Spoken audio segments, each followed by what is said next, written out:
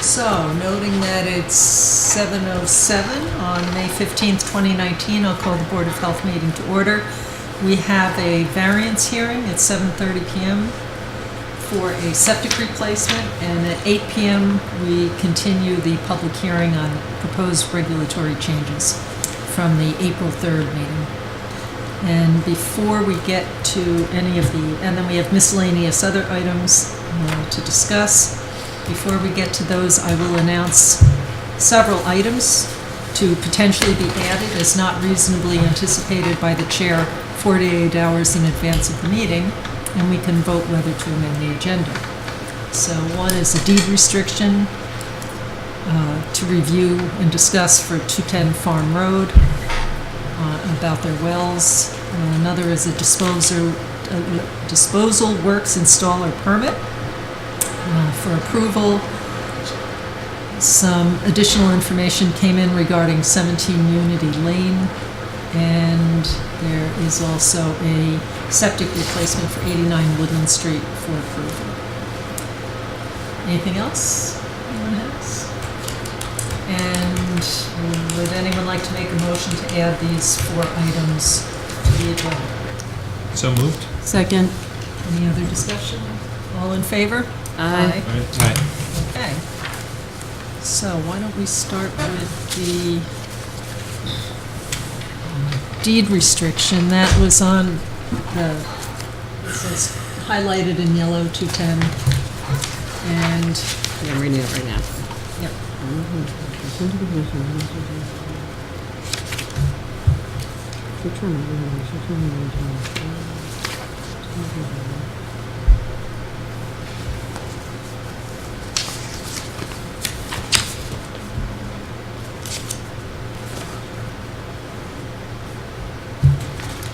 Can they reference a sketch plan that shows the location of the dug well? That's what we usually do for our deed restriction. I mean, it's kind of, Yeah. you know, it's remiss, I would say.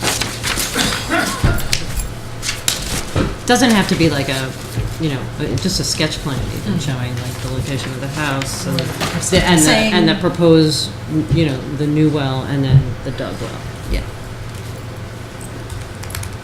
So,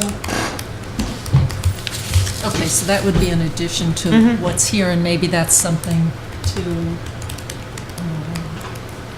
did we provide sample language, or did they generate this on their own? We provided this, Okay. and then Karen Jennings Flynn is requesting the changes that are handwritten on Okay, it. so maybe we could talk in a minute too about adding permanently an optional clause if appropriate that reference be made to a plan. Yeah, My- and so she can even put here like on the original shallow dug well, comma, as depicted on attached sketch plan, you know, just so that there's. Yeah, or some plans submitted into the, so something, oh, I would just attach it to the deed. You can do this. I mean, I've done it Okay. for notices of deed restriction all the time, that you can actually put that as part of the deed I restriction. guess the only tricky, is there any tricky thing, because it's a chicken and egg? It won't be an approved plan until they give the deed restriction. No, I'm just showing, I'm Yeah. saying, this is just a loci sketch plan of where the dug well is, so that a person who understands they can't use it for anything else knows where it Okay, is. so not the whole plan, No, just not the that plan, portion. just Okay. literally a sketch plan that so we could just have them add, the original shallow dug well as depicted on the attached sketch plan. It can be an 8.5 by 11. It's not to scale. It's really simple. It's just saying, this is the one we're talking about. So, Okay, we would have to have enough information. Yeah. I don't know how we say that. It'd have Well, I enough so think- someone could find it, hopefully. Exactly. Well, look at the first plan we got, which we couldn't even figure out where anything was, right? So if, I think I can show them examples of, like, literally, like, show the house, show the driveway. No, and show I know the- we could do that. Yeah. We will not necessarily see it until it's executed and comes back to us. Well, we can ask them, since we're adding this, we can say, can we please see a draft of the sketch plan before it's recorded? Will that be a headache for every time someone's doing a deed recording? Well, you're just talking about this one, right? Yeah, I'm just talking Yeah. about this one. Okay. Yeah, I guess there aren't too many things that we would need a separate. Okay, all right, never mind. I was trying to think of it as like a global change. So this is gonna be even Yeah. less probable in the future. So Right. I think it Okay. literally will take us 2 minutes to look at a sketch plan. And actually, if it's not a good sketch plan, then someone will know to come to the Board of Health and see the full plan, hopefully. So, okay, so maybe it's fine. Okay. So did you get The that? other thing, though, Yes. Yep. that's here is, are there suggestions for amendment of language to give flexibility? But I don't, my perspective, we don't want that flexibility. We're trying to prevent that well from being used again if you have a better well. I know, it's kind of just legal weasel language, like. Right, but I don't like it contingency. because it gives the So- impression that it's possible, and again, Yeah. with the regulation. And Yeah, and people I wouldn't can want always someone appeal, yeah. right? There is an appeal process, Yeah, so. if- I'm fine striking their Yeah, I'm suggestions. not- I don't see the need to do that, because it would be a whole process anyway, so. Okay. So, I don't know, does anyone have any other comments on this deed recording? Okay, so do we have a motion to ask that they include the sketch language and delete their amendments from this deed recording? So moved. Second. Any other questions, comments? All in favor? Aye. Right. Okay.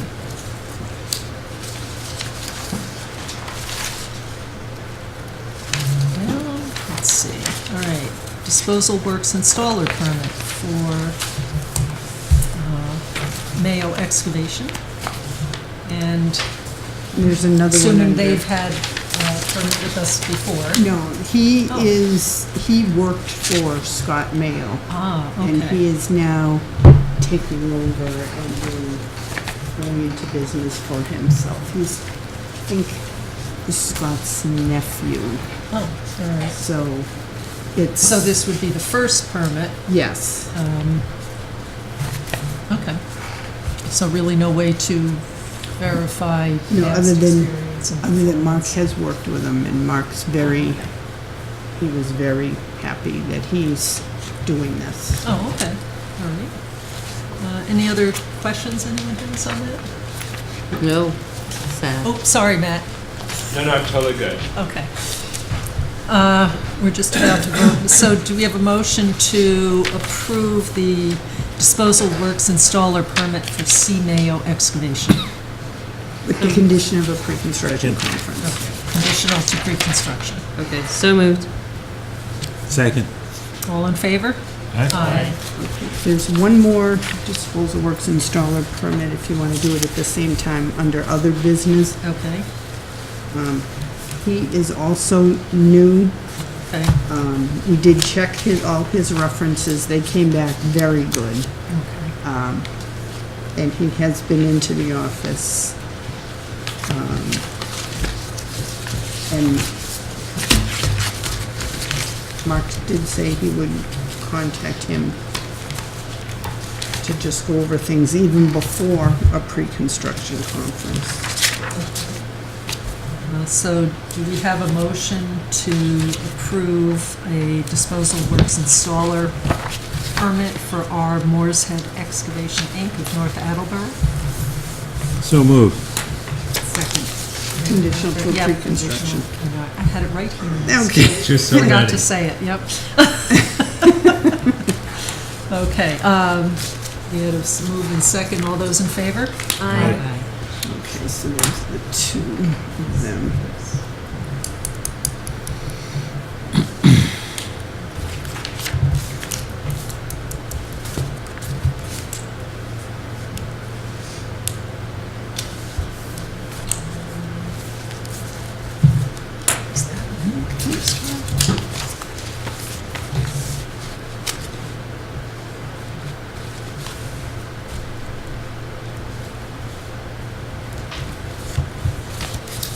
Did I put 2019 on this one? I don't know why I've... Yes. Oh, okay. Let's see. Should we do, is reorganization of the board important to do early on, or does it matter? What did you ask? We could do, let's see. You want to Oh, do there it two is, under food, other business. two food establishments? Okay, sure. I feel like Oh, one food establishment, one camp. I feel disappointed there's no beaver permits. I'm not. Maybe Because there's we no gave more them an open beavers. permit. We need to come back to. They got them all. So Beth has recommended approval of the Jameson Field Snack Shack. She did conduct an inspection. I don't have the report yet, but she told me it's okay to approve the permit. Do we have a motion to approve the temporary food establishment permit for the snack shack? So moved.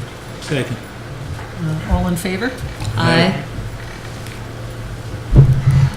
Okay, then, Camp? yeah, the Global Premier Soccer Camp. Oh, is this the one that we had last year? They've been there many years. Yeah. But I thought they weren't calling it a camp? Like, didn't, because they only have like a tent and I No. thought they're, No? do they, okay, so it's always been called a camp? Yeah, they've Yeah, always, so- well, they call it Global Premier Soccer Camps and Vacation Programs, Yeah. but they Yeah. fall under the camp regulations. Right, I was just trying to remember, because Jack went to them years ago. I guess they asked for all, like, the medical records and stuff, so. So they did submit their, package, and Beth has reviewed it, and she told me she recommended approval. Good. We have a motion to approve the camp permit for Global Premier Soccer. So moved.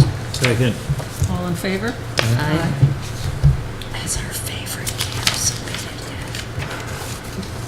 yet. Okay, Farm Pond permit? Oh, yeah.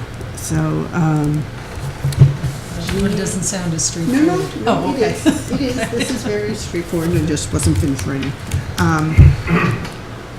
So Jeannie submitted the application. Today we got the first water test, of the pond water, which we didn't even need yet. We don't need it until within 5 days of the opening, and she Which has is Memorial? Memorial Weekend, the Saturday. So we got it, and it was good. So we Oh, that's had good. the first water If test. it's good this early, that's Yeah. really, So it's up to you. It would be conditional to Mark's inspection of the site prior to opening. But this is the last meeting before, so. Okay. So do we have a motion to approve the bathing beach permit for Farm Pond for 2019, conditional to an inspection prior to opening? So moved. And receipt of drinking water results. from the bathroom fountain. Yeah. So those two conditions. Okay, so moved, and Second. Second. okay, all those in favor? Aye. Okay, you sign this one.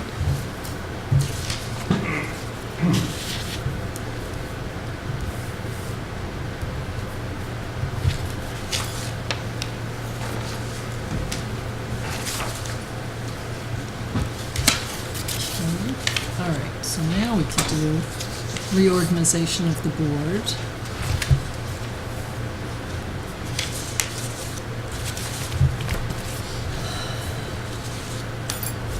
Oh, can we do this if I haven't been sworn in, though? Maybe not. That I don't know. Oh, there, It seems like we shouldn't until, Yeah, sworn in, yeah, do it okay. next. Oh, but then there won't, all of you won't be here at the next meeting. Well, the chair and the co-chair and will be here, right? So, and David. Whoever's not here gets to be chair. Yeah. No. Sounds perfect. No. Next meeting it is. All right, I don't mind being chair again because you guys have been really helpful to keep my I'm happy to remain things co-chair. moving along. So, Or nominate Oh, Lisa in her absence. No. okay. All right, So we'll do so, it after. yeah, Daryl's I'd feel official. better if we just, if Yeah, I yeah, was for actually abundance of sworn in. caution. Yeah. You But I- don't think just swearing will do it? I was working with folks in California until 8, and then I missed getting here in time, so, and today was too long. All right, so that part, but maybe, should all the other appointments wait? yeah. Does that matter? No, because they were all indefinite. Okay. All right, so we can use this again next time.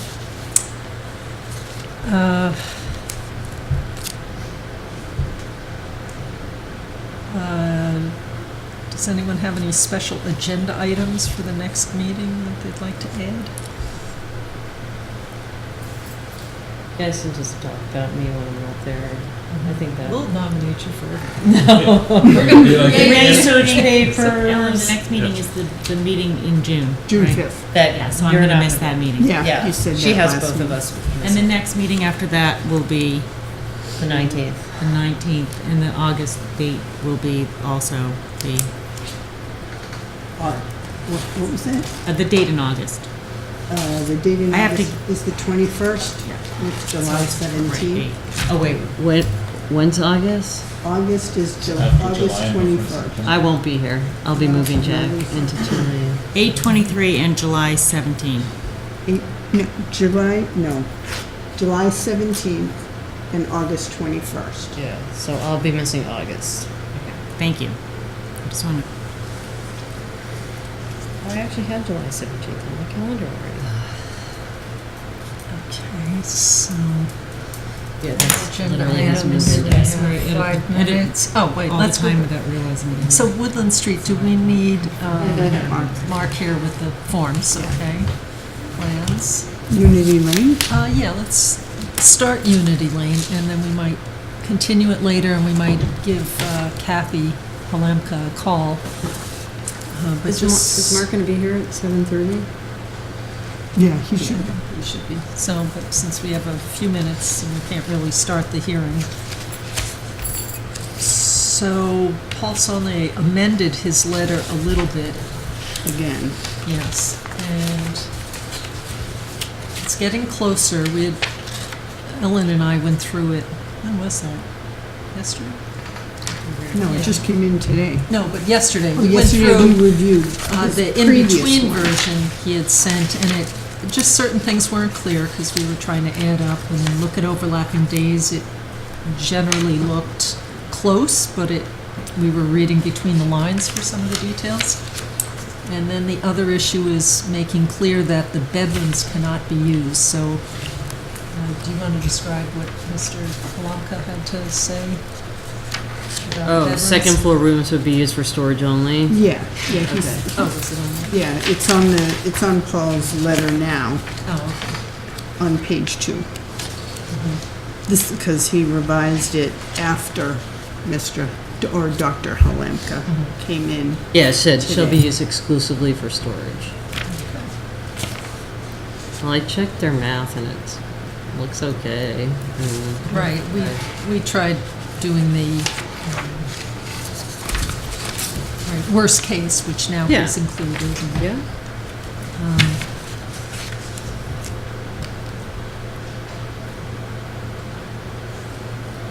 So part of the concern is it's hard to ask people for information and without being prescriptive, make sure that we get enough so that we're not making assumptions incorrectly about it. So, and we can look at this a little more, but I just don't know if there's anything that In this letter, he did add also about adding, them bringing in the ADA portable Correct, yeah. restroom, which wasn't. It seems on- like it has everything we discussed, you know? Yeah, it seems to now. Yeah.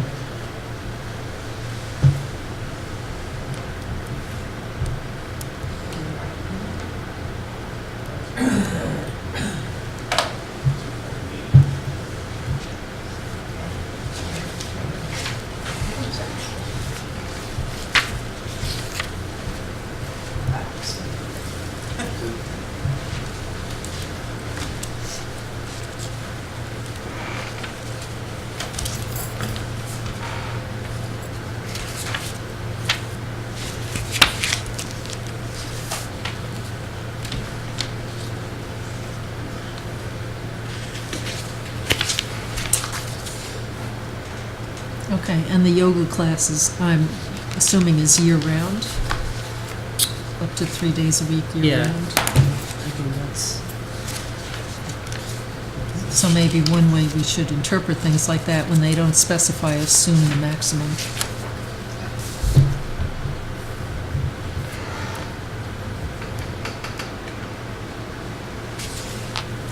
Okay, so, all right, so maybe we could revisit this too and decide if we need any other, to share any other information with Kathy and give her a call. And has Mark had a chance to read this yet? No, Probably not, okay. So, all right. So we'll come back to that. All right. One more minute and we will have our variance hearing. Do we have the green cards? yeah, we do have all the green cards. I don't have the plan though, Mark, that's with Mark, so, Oh, okay. if you want. But you have a- He will be I here. have, yeah, I have this, and I have an extra copy if Okay. So are you abutters too? Okay. So, let's see. Okay. So since it looks like you have an easel that you're going to use, and so if you want to come right up to the plans as he's explaining to us, and you can look on because picture is often worth several thousand words, so feel free. And then the board will ask questions. He's going to present why variances are being requested, what are the circumstances prompting them, and then we'll ask some questions. The agent, when he arrives, may have something to weigh in on. If we haven't addressed something you're concerned about, certainly bring it up and try to cover it all. So, okay, so noting that it's 7:30, I will open the variance hearing for 19 Woodland Street for a septic replacement.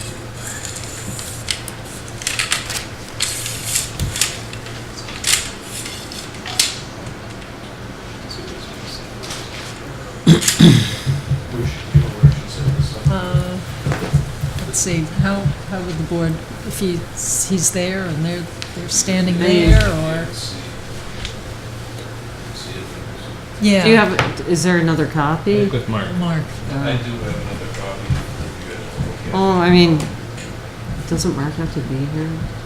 Or no? He should be here. Oh, There he there is. he is, okay. Because he has copies, so that's another reason. So I'd say if you want to set up so it's easy for these guys to see, we'll have copies on the table too, so everybody will see.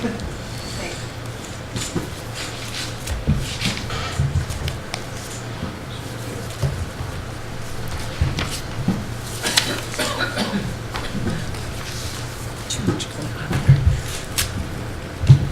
So where is this in reference, is this at the beginning of Woodland?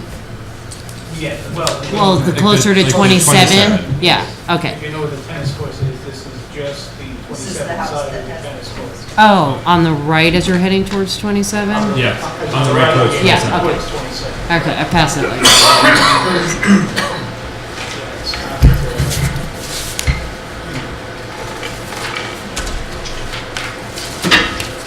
Because we have another Woodland Street property on this agenda too, so I always, oops.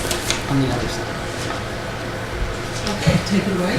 Mark will catch up since he's already reviewed it. I know this one inside. So my name is Rob Carlzon, I'm with Brady Consulting. I'm filling in for Darren here tonight. So this is a septic repair plan for 19 Woodland Street. So you can see the house here, as we already talked about, there's a tennis court over on the right side. There's a wetland that is located in the backyard that runs along the back of the property line. Back and forth. Our locust property, 19 Woodland, we have a well. All the butters also have wells. The closest well is shown on our plan. One is at 18 Woodland, and the other one is 22 Woodland. Basically, the existing system now is in failure. The system now is located in the front yard in a similar location to where the proposed system is. So the plan, proposed work, the plan to remove the existing septic tank, remove the existing leaching trenches where necessary, and install a 1,500-gallon septic tank, 1,500-gallon pump chamber, E-box, and 4 56-foot long by 2 foot wide by 2 foot deep pipe and stone leaching trenches. This one is coming out of the ground to meet the 5-foot groundwater separation required by the town of Sherborn. Because of that, we do have a short retaining wall over on the right side here, which is shown in the dark black line here. So obviously we're asking for a local upgrade request, as well as 6 town of Sherborn variance requests. Because of the wetland and the well locations of our lot and the surrounding lots, we're really tight on space.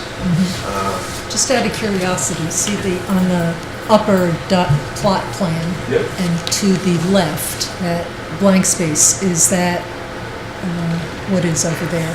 This is all wood. There's also another well, which is sort of off.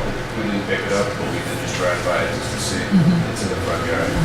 This area- Of the house across the street? Yeah. This side of wetlands. So this would be even worse. Okay, okay. It'd be well within probably 100 feet or so we gotta just move it out immediately. And, well, I guess we'd be dealing with our own wells also, so. So are they gonna be keeping the tennis court?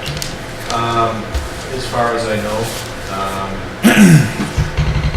mean, I don't know. I mean, we'd like to keep it if we can. It's quite a significant structure. They actually repaired the fence, so seems like they're gonna keep it. That's what I understand. Yeah. So, No, I was just curious because that's obvious. Yeah. Because it's obviously flat and open here, so if they can get rid of the tennis court. Yes, and the question was, why didn't they choose the tennis court? When I was out in the field with the soil testing, I had the same question, and they wanted to preserve it, so that's why they're coming in for the waivers. But there were still going to be well distance issues up to a certain point with the tennis court as well, and that was the other explanation. Yeah, they'd actually, I guess they'd be even a little closer to that one. Yeah, so kind of wasn't an easy. Yeah, not a lot The of siting of the options. system was very difficult. Yeah. Also, when you put in a tennis court, do you remove naturally deposited soil? and I would put in some expect. Yeah, 'cause you base, wanna so have then some you're good- missing Yeah. maybe some of the soil. Okay, I'm just curious. Yeah, this next door well, we're actually not even sure where it is. We're unable, no files here at the town.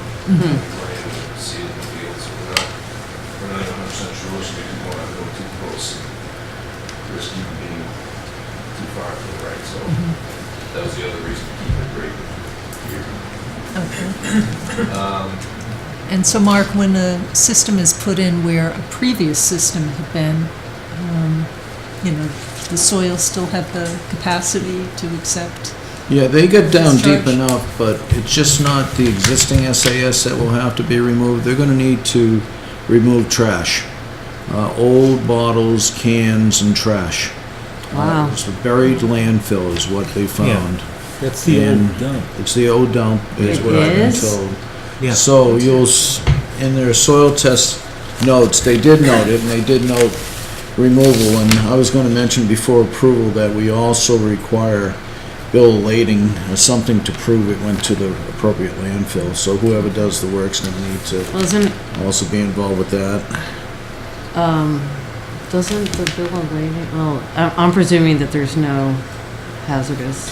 What we didn't see any is old the Just the junk. excavator that day was having a ball. He collects bottles. Oh, So he's off and on the tractor like for 20 minutes, it took 20 minutes for him to go back and forth, because he was collecting bottles. And so I think it's, household. yeah, household burnt out garbage. They listed as garbage, but it went down to a good, I'd say 6-7 feet, well, maybe 5 feet in some areas. Let's see, 149, So you 139. remember that there was a, That was active into the early 60s maybe, or the late, somewhere in there. Before all those houses were built and the big development in the sand pit across the street, okay, that was a dump. Where was the sand pit? The whole, on the other side of the street, that entire area was a sand pit, an sand gravel pit. Yeah. yeah, I was gonna say, it probably was a pond way back or something. Lacustrine, you know. And they had some sand, loomy sand as well, which means it was getting close to the gravel that you ran across the street. But unfortunately, it was used as a dumping ground, a dump, not a dumping ground, a Yeah, dump. yeah. And they noted in the deep holes that there was garbage found there. But I didn't see any sign of hazardous waste. Well, that's good. And if anything, it looked like whatever people burned on their property brought it there afterwards, or brought the bottles too. So I didn't see any burnt material, but boy, there were a lot of bottles and cans and some interesting stuff. It could take a long time to install it if that same person had dug the holes. It's like an archaeological. Yeah, it really was. No one I know knows how far back it goes, okay? Could be under the tennis court. There was a pond behind that house at one point. Pond? There's some wetlands here. Well, the wetlands aren't far, so. So we could look for the excavator operator on Antiques Roadshow. You might discover something good. But it's in failure now, so Yes, it's it an has to be improvement. replaced. So we see this with some frequency of things were put in years ago, other development takes place around or maybe at the same time. And so if you can see, they're kind of faint, but around people's wells, we draw circles and try and maintain a certain setback. And once you do that, there's not a lot of space, and even at that. You guys put a well in recently, or? Yes. Oh. That was one of the questions, but when we get to that. So, well, actually, Okay. go ahead. Two questions. Relative to the current siting, how does this change? Which dimension, which direction? So we actually went to the file down here. Yeah. We got your various requests. Okay. And we actually added a foot or a foot and a half to it roughly. I forget, I have So it sounds like slightly farther from your well, it's slightly further. and it's not in failure. So I was Right. wondering if you've gotten the new well or the old well, because you've done the old well. It sounds like you're basing it on your variance request for your new well. Yeah, so that's good, because I think the new well is further from the septic than the old well was. It's also significant. I was gonna say, I'm sure it's well into rock, so. And we got 70 feet of pipe before it goes into bedrock. Yeah. Just to show you, we had one time variance. It's because it's sand pit. And you don't feed your well, it feeds. Yes. What's the rule on that well? Setback's 150? I think the big delta for you is that you've got a failed system being replaced by a non-failed system. I think even if it's, yeah. 25. It should 150 would be the use. Cleanse the water better than what is there now. So, Coke bottles. 5 cents a bottle will pay for itself in no time. Oh, true. So if, Radius is all over this. so having soil go in there instead of bottles will provide surfaces that'll help cleanse better than a bottle would, unless the bottle's upright and holds it forever. But anyway, so, okay.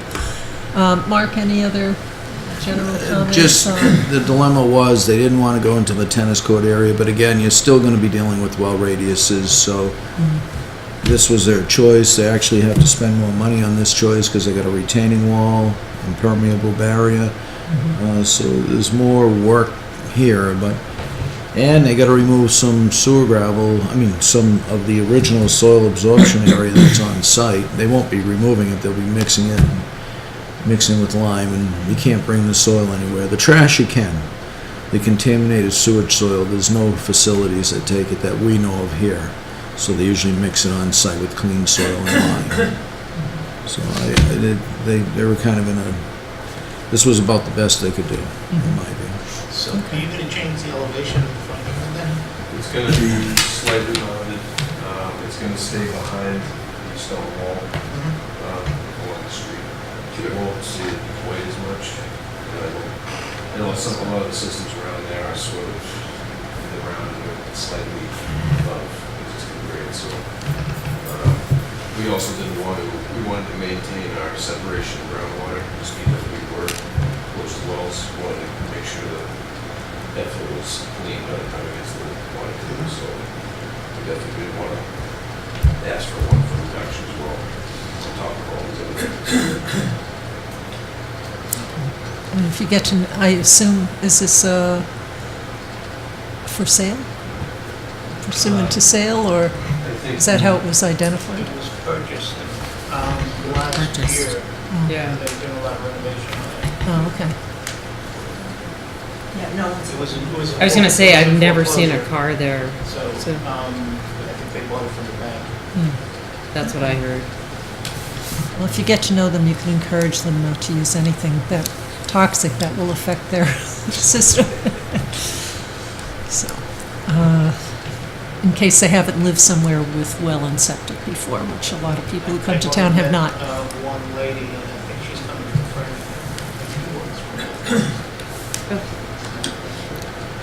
Nicest campus. Perfect.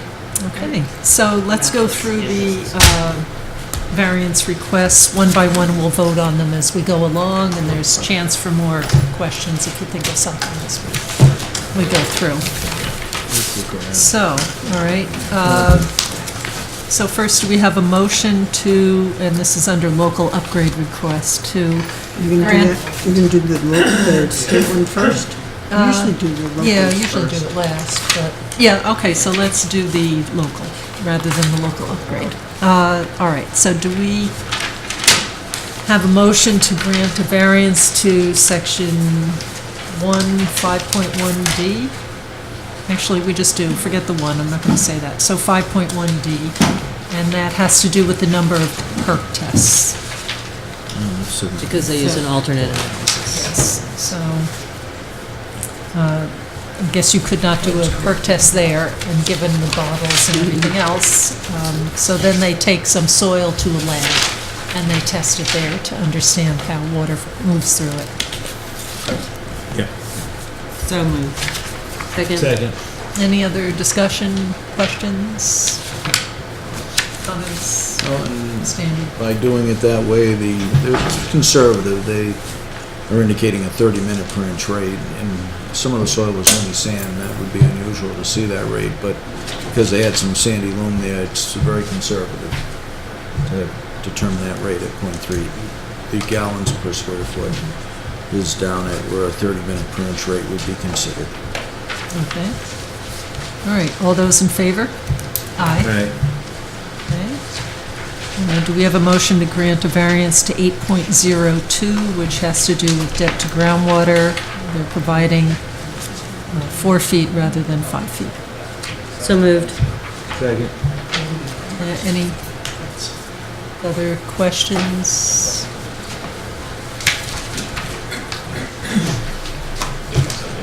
Oh, okay. Any other questions on that, what that means? So, okay. That'll change the height of the mound, certainly, is one issue there. Comments on the board? All those in favor? Aye. And we have a motion to grant a variance to 10.1A. That has to do with setback of the leaching area to a well located at 22 Woodland, which I'm assuming is you across the street. Okay, someone else across the street, okay? You're 18, right? And that's space constraints. Get both 18 and 22 as well, variances back in the day. I remember. Title V is 100? Title V would be 100 feet. Yeah. So it's in between. Title Right. V. So this is 18. It's on your, it's on your smaller plan there, the names and so forth, as well as the radiuses.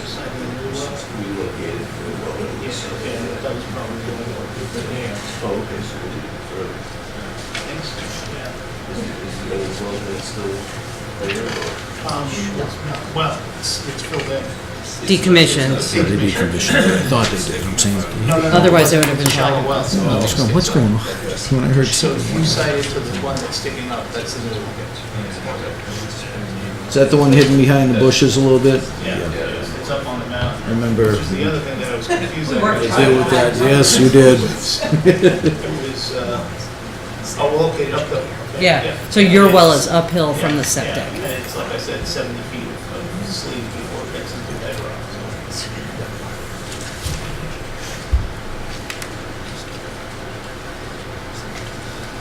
Okay, did we have a move and So second? moved. Okay. Second. Okay, all those in favor? Aye. All right, and then we have again, a request for a variance to 10.1A for a reduction in setback to the well at 18 Woodland from 125 to 114. So moved. Second. All in favor? Aye. Do we have a motion to grant a variance to 10.1B, which is a reduction in setback from, Their well. Their own yes, site. Their own okay. well. I had my finger right on the 19, Yeah. yes, their well, I was wondering when that would come along, from 150 to 124. So that is the biggest reduction, but it is to their own well, which is what we prefer if we have to, shift things in any direction. We'd rather it be to the owners of the septic system. So, Well, and the existing one in failure is the same distance from their well, so I would take that. right, really to everybody's well, just about, so. And where's their well? The well's over on the left side of the house, sort of, Diagonal to your Where's their well. end? almost in the edge of the tree line, yeah. To the back, On the top one? along the ridge.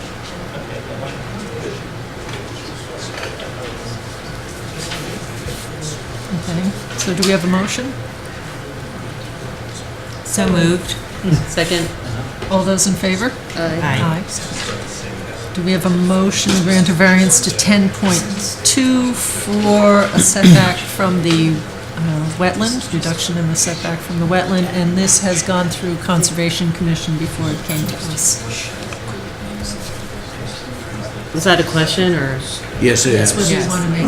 It has. Yeah, it Okay, has. so I just Oh, didn't, I that didn't. part is a question, Yeah. yes. It sounded like a statement. I know, it did, and I was like, February 25th of this year. They don't really make it to us unless they pass their that's what I approval, so. thought. So moved. Second.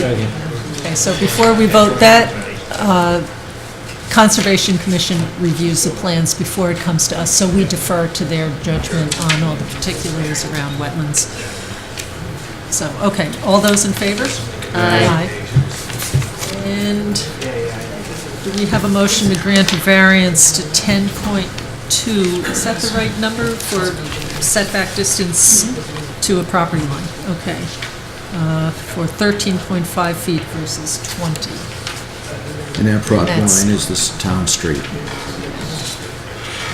So move. Second. Is that closer to the street, is that the deal? Yes. Oh, sorry. This is probably a significantly larger system than the old one. So, And just the way we angled it,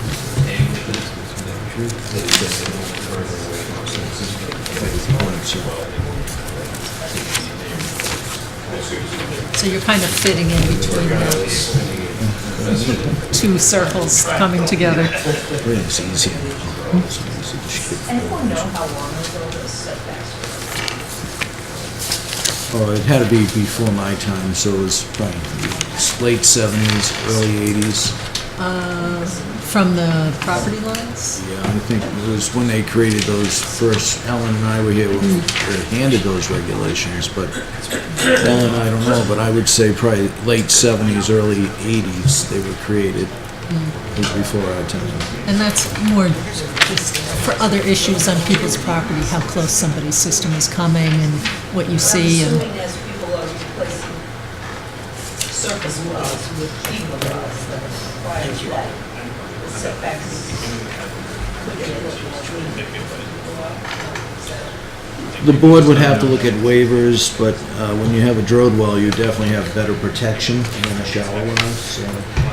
But it's a case by case, if I answered that I think you right. don't always know the nature of the other well. True. Like when you're sort of getting the details of, this is the variance of, I don't know if he's got a deep well or a shallow well. And then some of the distances, the state has the 100-foot.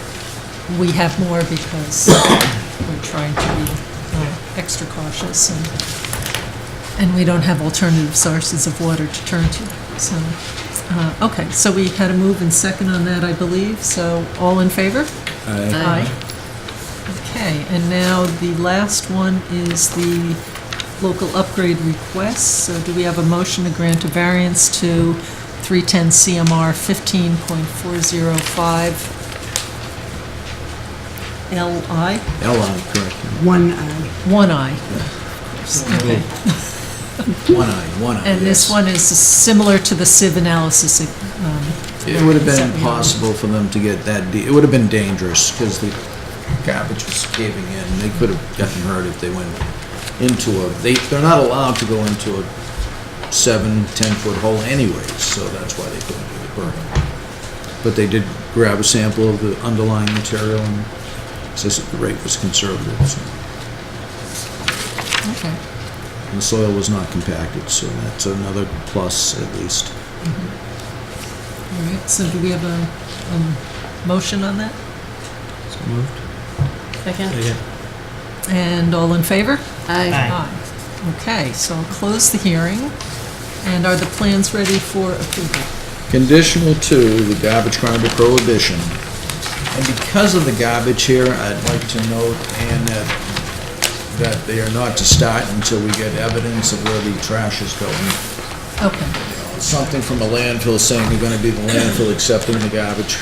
It's really bottle waste and so forth, but I would expect that being before we allow well, installation. yeah, it might actually, depending on what it is. Well, it's mostly determine- bottle Right, waste. they'll have to arrange that because sometimes some landfills won't accept anything that's recyclable. Oh. But if This it's is mixed considered with- contaminated, yeah, That too all- dirty, then they Yeah, won't it's consider it recyclable, so. Definitely. I got pictures of the other ones.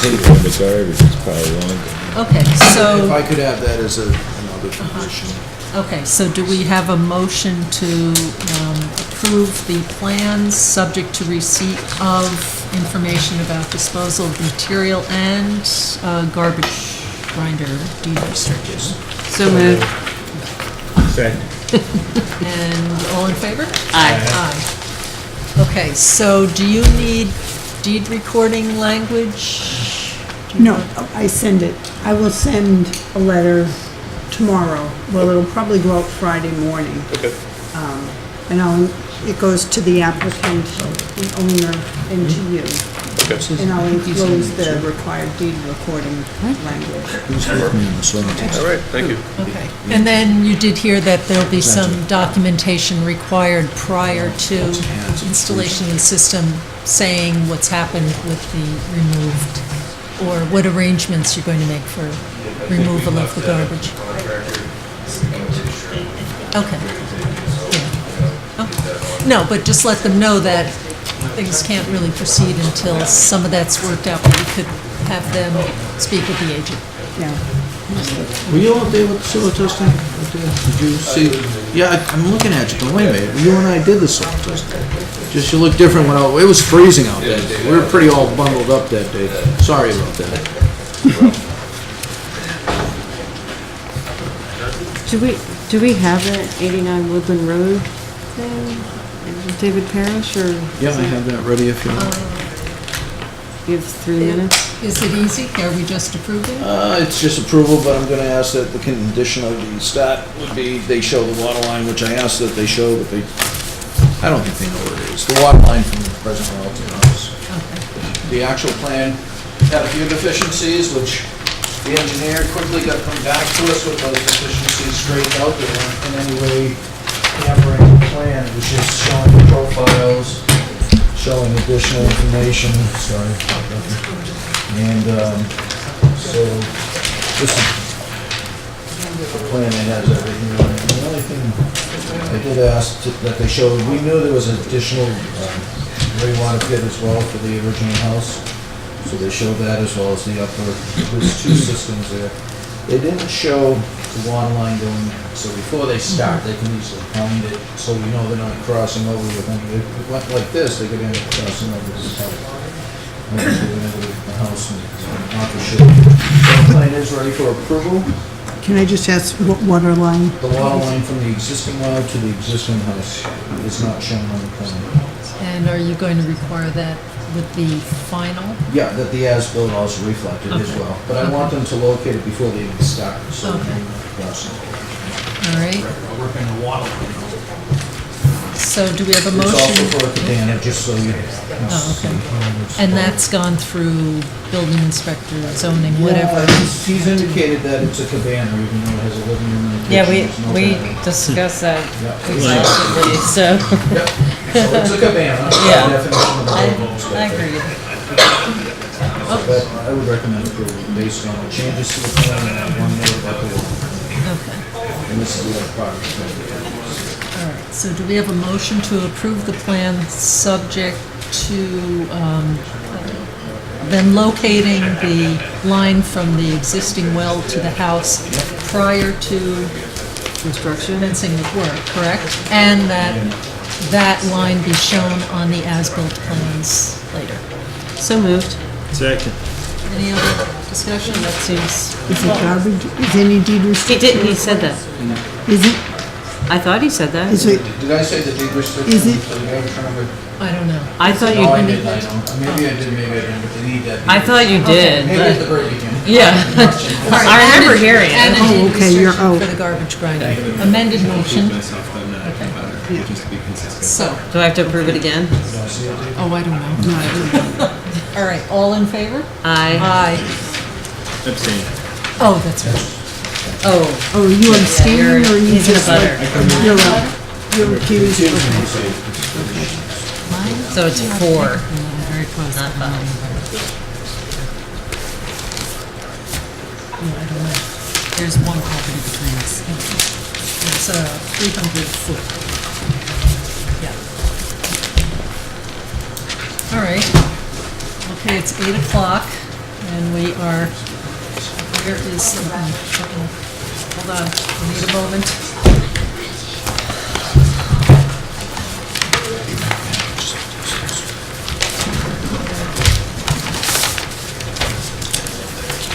Do you have that notice I'm supposed to read? From the newspaper? It is. No, it's the one from town council.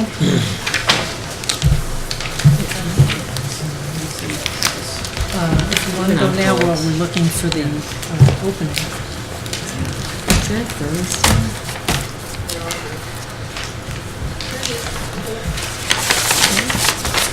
Bear with us a moment.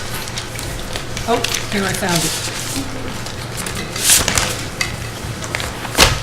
It's just a matter of time. Thanks. Ask Ellen a formal process. Ellen, so when we continue a hearing, does that mean that is it essentially picking up where we left off so that the people who have spoken and been entered into the record do not re-articulate, correct? You don't need to It's all considered part of rehash. the existing. That's why I did give you copies of the minutes. Right, I just from- didn't know if Yeah. Daryl should maybe indicate that before. I think that would be a good idea. Okay, and are you, I see you have your phone out, so you're Okay. prepared to do timing? David had to help me, so maybe David should do the timing. Are you okay doing the 3 minutes? Yeah. 3 minutes, right? Okay, so do you want to announce that? I'll give you the pleasure, well, actually, we'll get to that in just a moment. Yeah, why don't you All read right, that? so it is 8:03 on May 15th, and we are continuing the public hearing for regulatory changes that we began discussing on April 3rd of 2019. So we have posted legal notice, was published twice in the Dover Sherborn Press on March 14th and March 21st of 2019, and the first notice was published at least 14 days prior to the hearing date.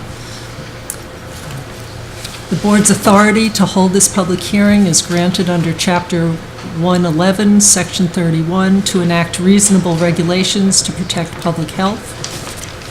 And during this public hearing, we voted on 3 or 4? 5. We voted on 5 already?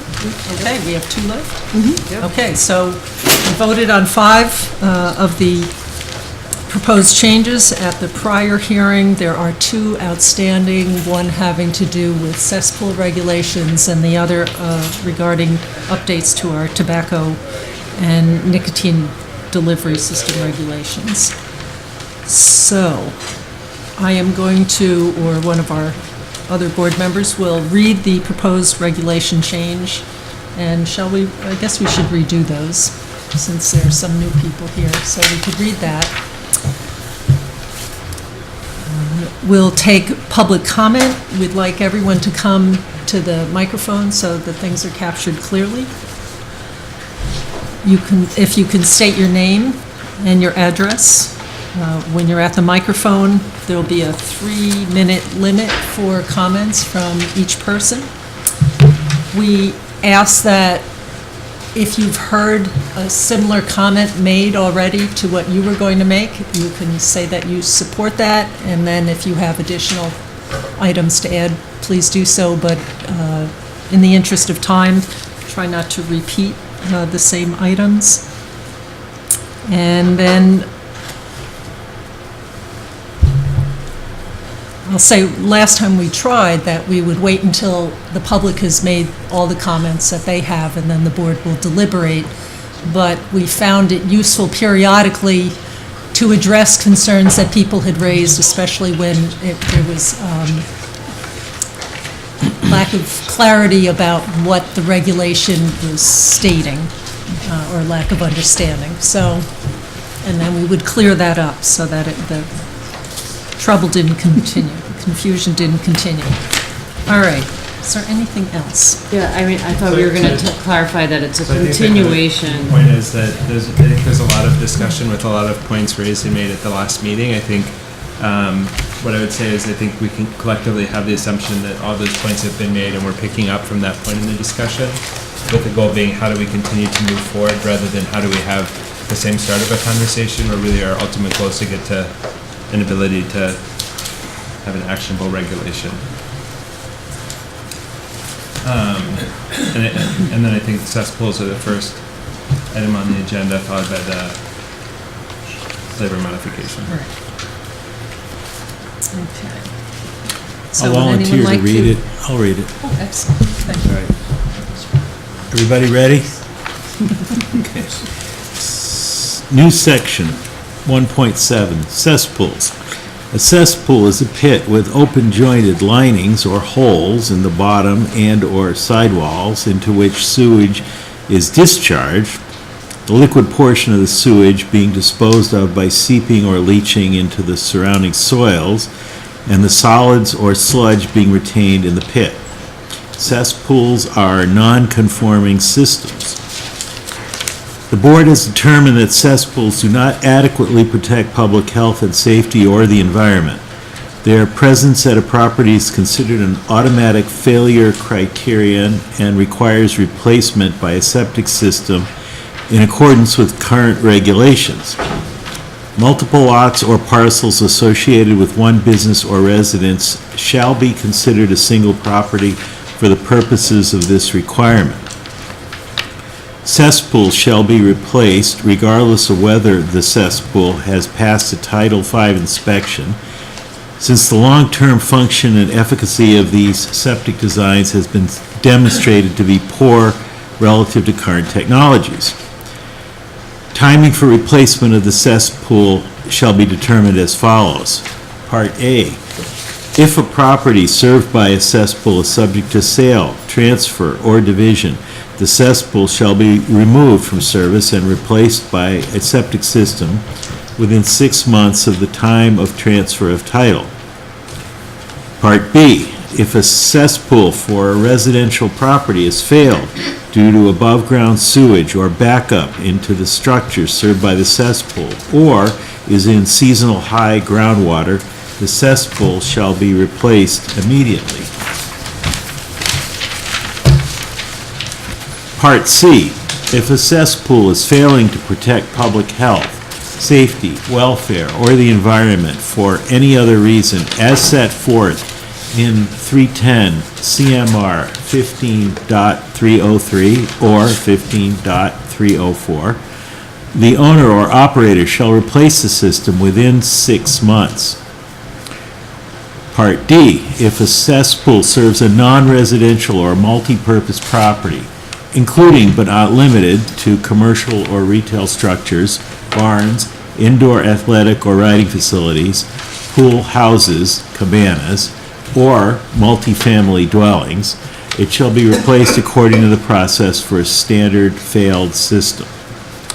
Part E, if a cesspool is located within 200 feet of one of the following water resources, it shall be replaced according to the process for a standard failed system as described in Part B above. Rivers, streams, wetlands, other surface water bodies, or an off-site drinking water well.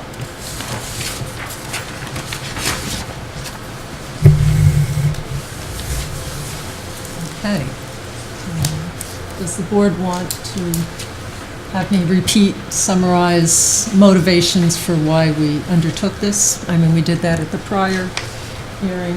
Think it would be worthwhile to do again, or shall we go on with comments, public comments?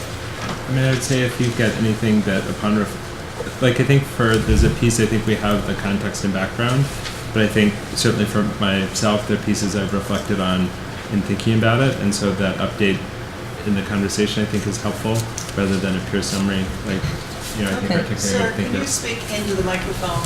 Sure. Thank you. So what I would say is I think, you know, we had an extensive hearing previously, so I think a full summary probably isn't required. But I know that I certainly took a lot from the conversations last time and has affected my own thinking.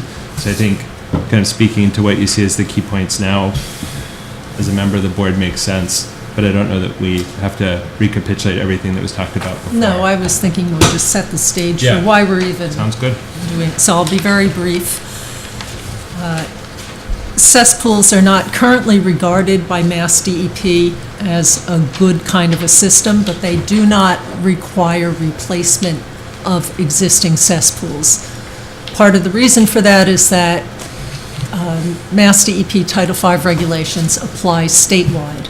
And there could be a case where there is a cesspool that's at a property somewhere at the edge of town that couldn't be served by the municipal sewer system, but that the city or town also has a municipal water supply. So they're setting a minimum standard in the state. So there would not be such a strong driver to replace a cesspool in an area that is not drinking the groundwater or nearby surface waters. So that is the reason that the state currently allows them to continue to be used, does not allow any cesspools to be installed now.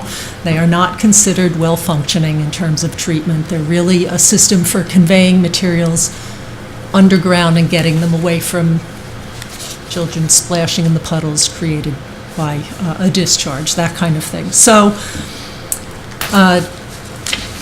there are quite a number of towns in Massachusetts that do not permit cesspools as soon as they are identified. Dover is one of those towns. So we are not proposing a regulation quite as stringent as that requires immediate replacement as soon as a cesspool is found. Part of the reason that we had the first provision, A, to make the upgrade at the time of transfer of a property is that's when funding might be available to make this kind of an upgrade. And then there are also, we identified a few other conditions where it was considered more important to protecting the health of the people who are drinking from the well on-site or neighboring wells or other water bodies that contribute to drinking water supplies, and to have added protection under some other circumstances. So that's the basic setting for this. There's certainly lots of examples around the country of not permitting cesspools and having mechanisms for phasing them out. So we're just joining in on that because we are all drinking the water right near these sorts of systems. So. And then you said you had some new thinking that, would you like to add? I think it's, I think for me, it's more in the other portion of our discussion tonight, but I think just the general discussion point that as people asserted, my cesspool's working fine, that I think the ability to know that if one doesn't test one's water or one's neighbors don't test their water, I don't know that we know the answer to that. I think, and Mark, I'd invite you to correct me anywhere that I'm wrong, but the sort of key piece is, when we have a septic system, we have something that has a contained system that stores the fecal material and solid waste that's then removed on a routine basis. For a cesspool, but what you're running off isn't in constant contact with that fecal material or other solid waste, but rather the liquid component, which is then distributed. The difference with a cesspool is that the solid waste is in constant contact with everything that's going through. So you're sort of running sewage water through it on a continuous basis and inflowing and outflowing into that tank potentially, since it has porous sides. I think that one of the key differences with the septic system is that you're isolating the solid waste. You're then removing that. You're removing it from the cesspool or the cesspit, but you're not isolating it at all. You have that solid waste in constant contact with the... If I could, and that's correct, and you have the bacterial digestion going on in the settling tank, we call it. It's a septic tank. So that helps to treat the sewage, the raw sewage, which turns into an effluent which gets distributed through the leaching field in a conventional septic system. With a cesspool, it obviously, as you say, it's trying to do it all at once within a pit. But more importantly, these cesspools were put in without any consideration for groundwater. They didn't do testing back in the days of cesspools. They didn't have to. So they're put in without any consideration of groundwater. And that's truly the concern that even the state had, but they haven't gotten to the point where they should be, in my view, which is where you are. Can the chair or Mark just again clarify the timing requirements? Because that's the part, I think, one of the key pieces that I've been struggling with a little bit based on some of the feedback we heard at the meeting. So for a failed system, if it's identified either by a homeowner when they're not intending to sell or as part of, a Title V inspection prior to putting a house on the market, how long does a homeowner have to replace a failed septic system? And the homeowner has two choices on that. One, they can do a Title V inspection for their own purposes and not disclose it if they're not selling. Mm-hmm. But if they disclose that Title V for the sale of a house, then that has to be, the septic system has to be repaired in 2 years if it has failed. Right. So that's the piece I was indicating. I would be open to hearing additional discussion on, and have thought processes on, because in my perspective, I agree that a cesspool is basically it's not a functioning system, it's not conforming, it's not doing the cleansing that we would like, or the containment of waste material that a current, conforming system would do.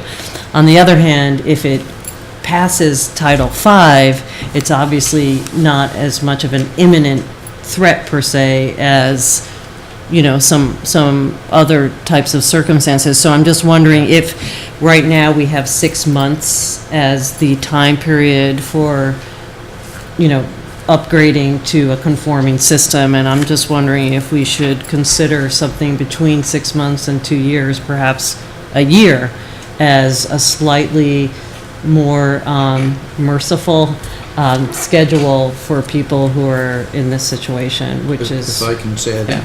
that's not unreasonable. In most cases, though, 95% of the sales, the septic system's corrected before it's even transferred. Understood. Because the banks almost put that pressure, because the banks won't allow the lending until that septic system. But that's different because that's an actual documented failed system. So Correct. we're putting something on for a system that it's a cesspool that isn't in failure, but it's a cesspool. So I'm just wondering if we could come up with something, taking into account that sometimes the seller, especially if it's an elderly person and it's an older house, which more commonly has a cesspool, they might not be able to deal with laying out the money to fix a non-failing system at this point in time, and that way they could shift the burden perhaps to the buyer, who could just take that into account as part of their budgeting and accomplish it within the first year. The other thing I thought that might be appropriate for is if people are purchasing a house and aren't sure how they want to renovate it, they may not know what size system they want to replace the cesspool with. Like if they're going to add a bedroom or something like that. Good point. Yeah. And the other method too is if homeowner wishes to know what's going on, if you have a cesspool one or if it's failing or passing, they can do a voluntary Title V inspection. They don't have to disclose Right. it. That would be the other method. But I think no matter what, 6 months, 1 year, 2 years, it's going to get resolved because the banks won't allow Right. that transfer. Even if they have a cesspool passing, because we are going to need to figure out a way to indicate to the Title V inspector that this law applies to that state form, that I don't know if they will be able to pass a cesspool if our local regulation says it fails. So, yeah, that's where the time factor may be just, it's up for the board's discussion. So I'm just putting that out for contemplation. And so you're really thinking that, so right now what we're contemplating is the time limit for Section A. Correct, and then, for the rest of them, when we say like standard, and also I guess for C, I'm not sure what C, I'm trying to think of this. Above-ground sewage, I believe, is what you were getting after on C. Well, wouldn't that be in failure? Like, I don't, Yeah, see, I'm concerned about the financial burden when something is not in failure. well, that's what I just, Right. that's so what I I'm was agreeing talking with about. you. Yeah. I'm concurring with you. So, what was the intent of C? Was it He's for... talking Yeah, I don't know what C is. Was it failing to protect public health above ground sewer to backing into the house, or was it... Well, we already have that in B, so, That's why, what's the intent of I C? think that was borrowed from Dover, and so I'm assuming that there's some other things that might not be covered. Yeah, I by think failure? they probably are looking at maybe the criteria in Title V that would send it into a failure. That might be what C is referring to as, there is criteria in the Title V inspection process that would fail a cesspool, and that would be the language they would use, failure to protect public health, safety. so could we combine it with B? I guess it just seems odd to me to have it as, You had it originally with B, and town council suggested you separate it. oh, because it's sort of confusing to me to not have it together, just saying, Yeah. because it could fail for various reasons, and why are we separating what those reasons are? It could fail because of X or Y or Z, but it's failing, so, I think the first A would be that they have to fill it based on local regulations. C, they have to fill it based on state regulations. I think that's, Really? Like, so the state regulations doesn't require you to fix it if it's backing up into your house? well, That seems if a property, There's a timeline that the state requires, the state gives you 2 years, it really requires. Right, but the B, oh, because B, we say immediately, but immediately means 2 years? Is that, or is immediately mean immediately? Because then that's what Title V would require too, Immediately means within as soon as a month or feasible? so. Okay. Usually as soon as possible, like start the process. So I say, so if it's backing up into your house, you got to do it very Right away. quickly. If it's failing due to any other reason, we're giving people a little bit more time. And there's Okay. 2 ways for All it right, to fail. Your regulation at the local level, or the criteria, and the state level regulations for Title V review. So I think A might reflect more of what we would say under the Yes. local regulation. C may be referring more to the Right. criteria in the Title V Because A review is just process. the timing of capturing it, aside from failure. Right, Exactly. right. This is the time to make the upgrade. That's- The others are types of failure. And then the last two, which I'm sure we'll be talking about, are additional protections for for some other reasons, scale, complexity, multi-user, and then proximity to things that affect water resources. And I would say- therefore groundwater. Back to the discussion on the timing, that's the board's choice, but I think A and C should be treated the same way. You know, if you say one for A. A you should year. Say one for C. C. Yeah. That's up to the board, but I'm just But saying. but C's a failure and A isn't. So that's why I was more open to delaying it. So I don't know. Yeah, what I'm saying? Yeah, you got a Yeah. little bit more of an edge on A than you do C.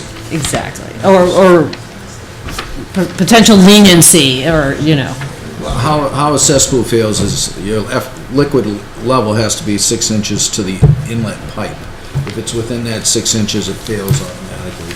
Or groundwater is intruding into the cesspool. Those are usually your 2 major criteria for a cesspool to fail it. Under C. Okay, and so D and E right now, when we say in accordance for a standard failed system, that's a two-year timeframe? Is that, Correct. If you have a failing septic system and it's not backing into the house or above Right. ground sewage, you're allowed 2 years. okay. I think, to me, it almost seems helpful to clarify that in the regulations, because we're referencing things that aren't right there, so I think having. What if we said a standard failed system per Title V, or, the reason I say that is It could change. if Title V changed for some Yeah, reason, true. then we would be automatically linked to Yes. that without hard Okay, coding it here. okay, because, so currently that's 2 years. Okay. So maybe, But I can see why our town attorney separated. Now I can. I get it. one other thing I want to mention about current systems and leaching fields is that the effluent is spread out over a much larger area of soil, so you have more soil to filter the volume of water that you are discharging, and therefore more contaminant removal, more opportunity for sites to attach to, bacteria to grow, that kind of thing. And just the pure holding onto of the material versus pit, it tends to be relatively small area, so. The other piece, I think the other piece that came up at the last hearing, which I think was the concern about recent, like the sort of Section E portion, seems like that's where people could be independent of a property transfer or a failed system. You know, where do people say, I bought a house 2 years ago and now you're changing the price of the house I've already purchased? And so I think it may be helpful to discuss that portion in terms of how does one approach E? You know, I would say that's the part I was left the most ambivalent about after the conversation last time, because I think the concerns that were raised about existing homeowners who don't have a property transfer, and whether I think there may also be entire portions of town that could be disproportionately affected, where you could say this whole development meets that criteria.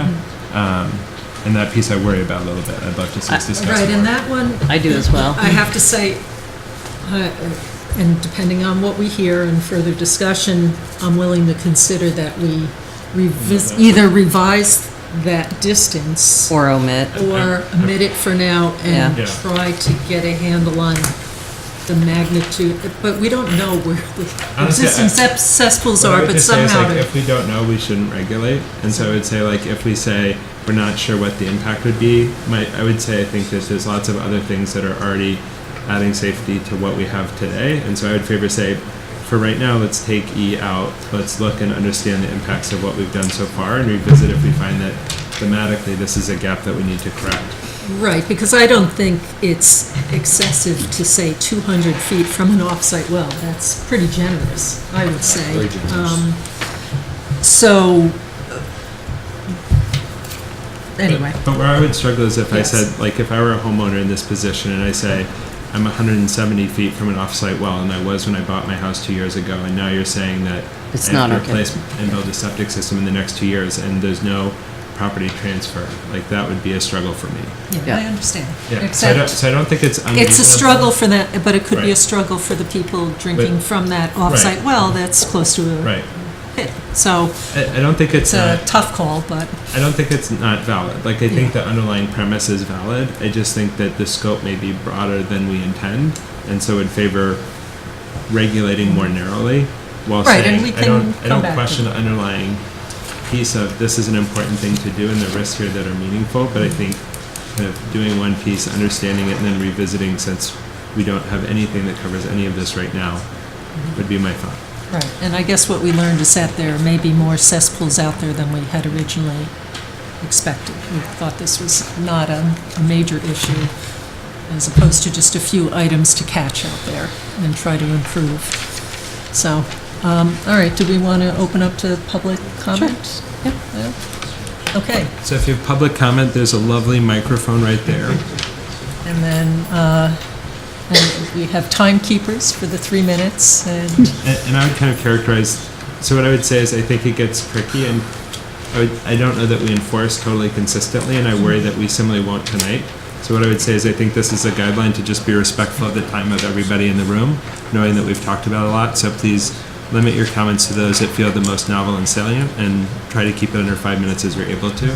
Great. 3 minutes. 3 minutes, and like we said, it's a continuance, so we have the notes of everyone who spoke last time and what people said, so we don't need to necessarily re-articulate what was said the last time, but we certainly welcome any additional insights and input from, Or feedback people. about the things that have been discussed so far that are new from the last conversation.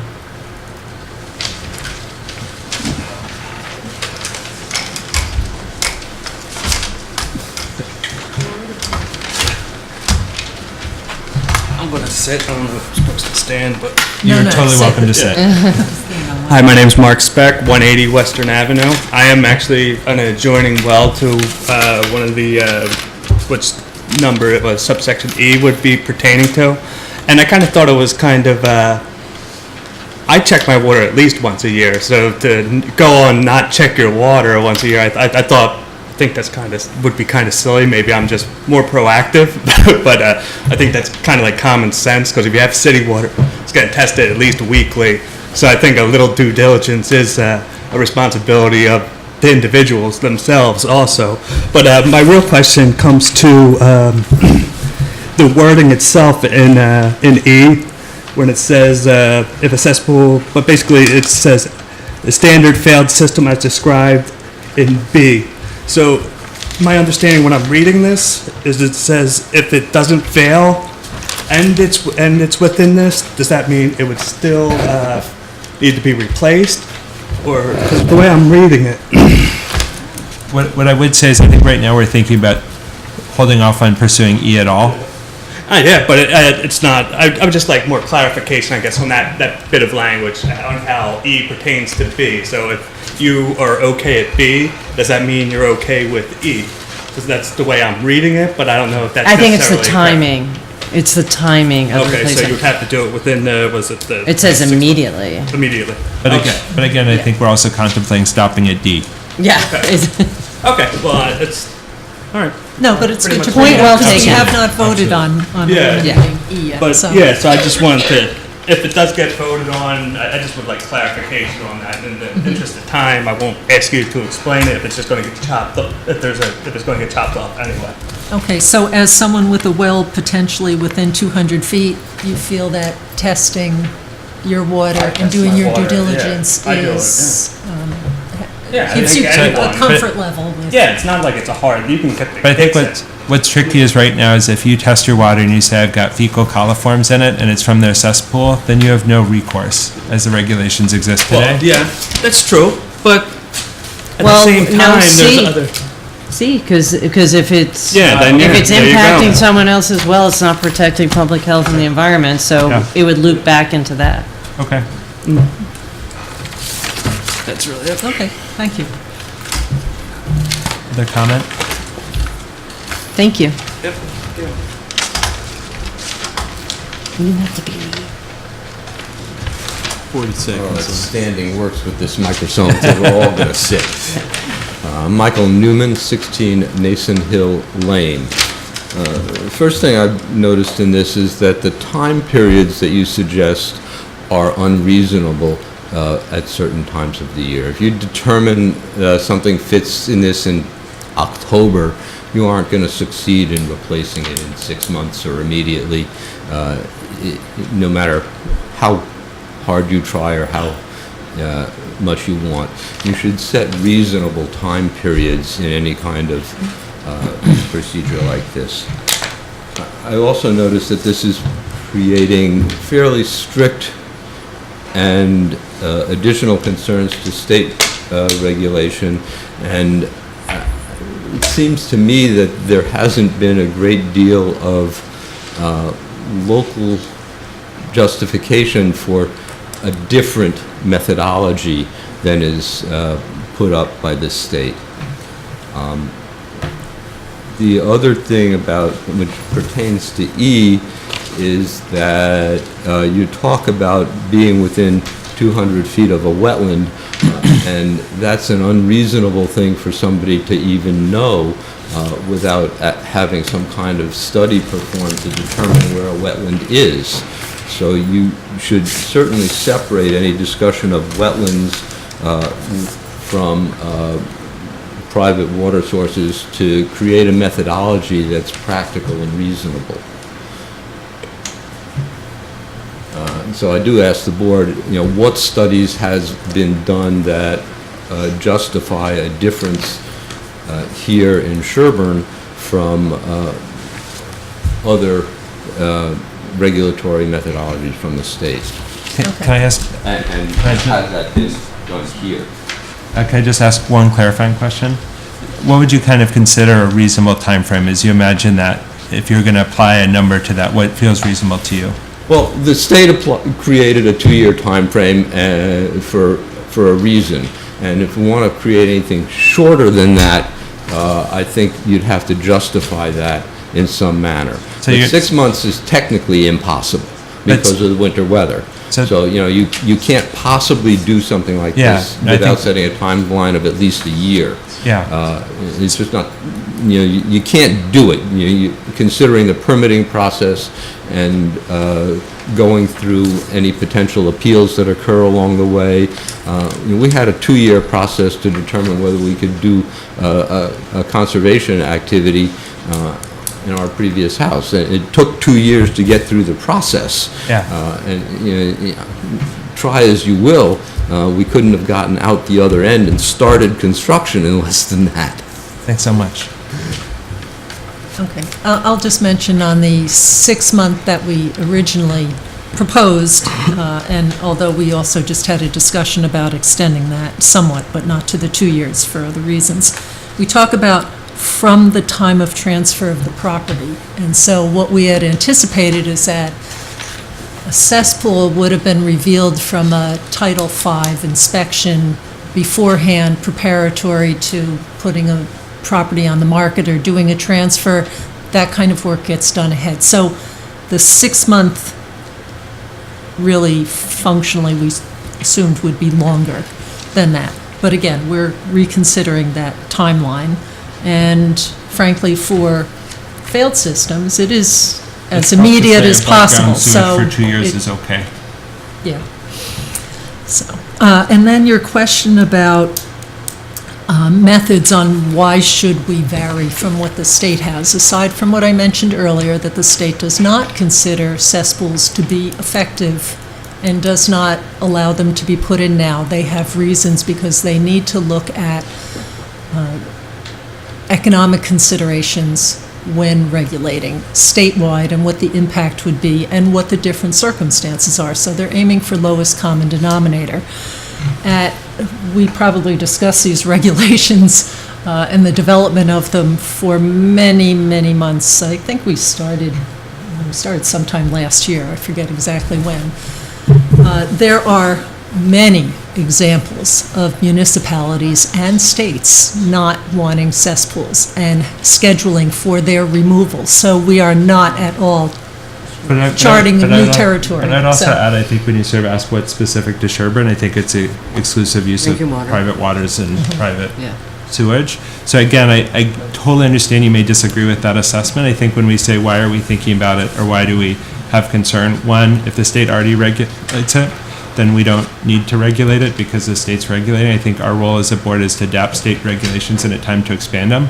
But if we decide, oh yeah, state regs don't apply to us, we'll do less than the state, we can't do that. So there's only one direction that local regulation can go, and that's more, not less than the state. When you create a regulation of this type that essentially overrides state standards, you set the town at risk for the regulation being taken as a taking of property and subjecting the town to economic consequences for introducing this additional regulatory requirement, requiring a shorter cycle, requiring it on additional properties. All of these things And we're sort of open the faced by, town to those and we're sort of faced with that almost constantly because our job is to make sure that we're doing our best to protect the public health interest. So I think that's why we have these conversations and do these pieces. So again, I totally understand that we disagree on this. Hence the question about what have we got in terms of technical. Perfect. Duly Yeah. noted. Yeah. Okay. So I will give you one example. Plus, 3 Yeah. minutes plus. Oh, do you have Perfect. a technical? No, I think. I'll let you, there's a So lot we of do people. have generally shallow depth to groundwater in Sherborn. Another state had a requirement that if a cesspool that was otherwise perfectly functioning and in all other ways had to be at least 10 or 20 feet, I don't remember now because that was back in the beginning of our research,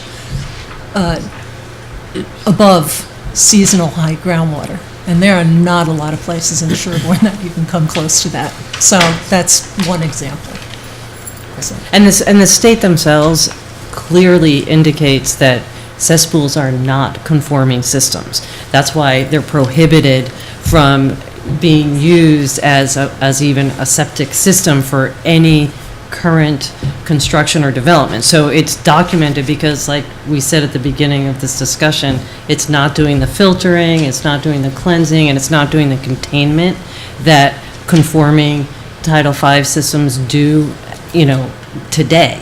So it is actually documented pretty clearly even in the state regulations. And I don't know if you were here, but when Darrell was talking about Dover actually enacted a more stringent set of regulations than this with aquifer protection in mind. And so it's, there's other precedents right next door to doing something like this. And it's part of our mission to protect the health. And the state does encourage it, Yeah. so. But I think the timeframes is definitely something that we already decided we could discuss further. Okay. Any other comments?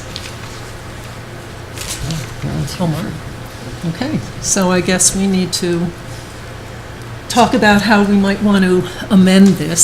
So I totally hear and accept everything you're saying. I would love to just pull E out because I think it's, Yep. it is a I'm most- okay with that because so I think it's too difficult to start I think there's a lot of teasing it apart now, so. And I think there's a lot of questions that we'd want to have more answers based on part of the discussions and issues that people have raised at the public hearing.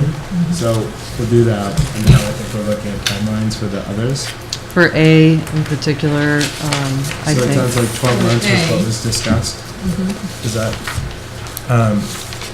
and then for B, is there any contemplated change to the, I mean, as soon as feasible? Like, I mean, I guess, But is that that is always? what immediately means for Right. a standard Yeah, thing not to system, wait right? 2 years, it would be the same for a standard system, Yeah. conventional system. so I- Immediately, you wouldn't want them Immediately, if you installing hit it the in. winter, you would probably be into the spring. So Mark, just as a concrete example, if you said I did a Title V inspection in December, my system failed, then it would be as soon as the season. Right, and to control that septic system failure, The it's interim. noted, most likely by pumping it until you can get the system in. And so is there any role to, so I guess do we need to clarify immediately to say something like, you know, within the constraints of seasonal? Because like if there's 3 feet of snow, people couldn't replace the system. And But so- Daryl says that it's, should we reference Title V then? Because if that's Right, part That's what of, Title V pretty yeah, much. immediately goes as defined in Title V, which takes into account Okay. feasibility. for. And there is the pumping. You can pump it to control it till they can replace it. But this says the cesspool shall be replaced And is that immediately. specified in Title V? So if we just say immediately as defined in Title V, I'd have is to that- look at Title V, how they define that, but it is immediate. I believe the language is very close. Can we, I can look at Title V. if do you have? Yeah. I gotta look at it. I didn't bring it in the room. I was trying to get it on my phone, but it's locked in my phone. If you wanna get it, I can search it quickly. I can just go get the book. You want me to just go get Okay, the book? yeah, I mean, if you know where it is. There's the book. See how fast the book showed up? Like I say, it's on my phone. I can't. Yeah.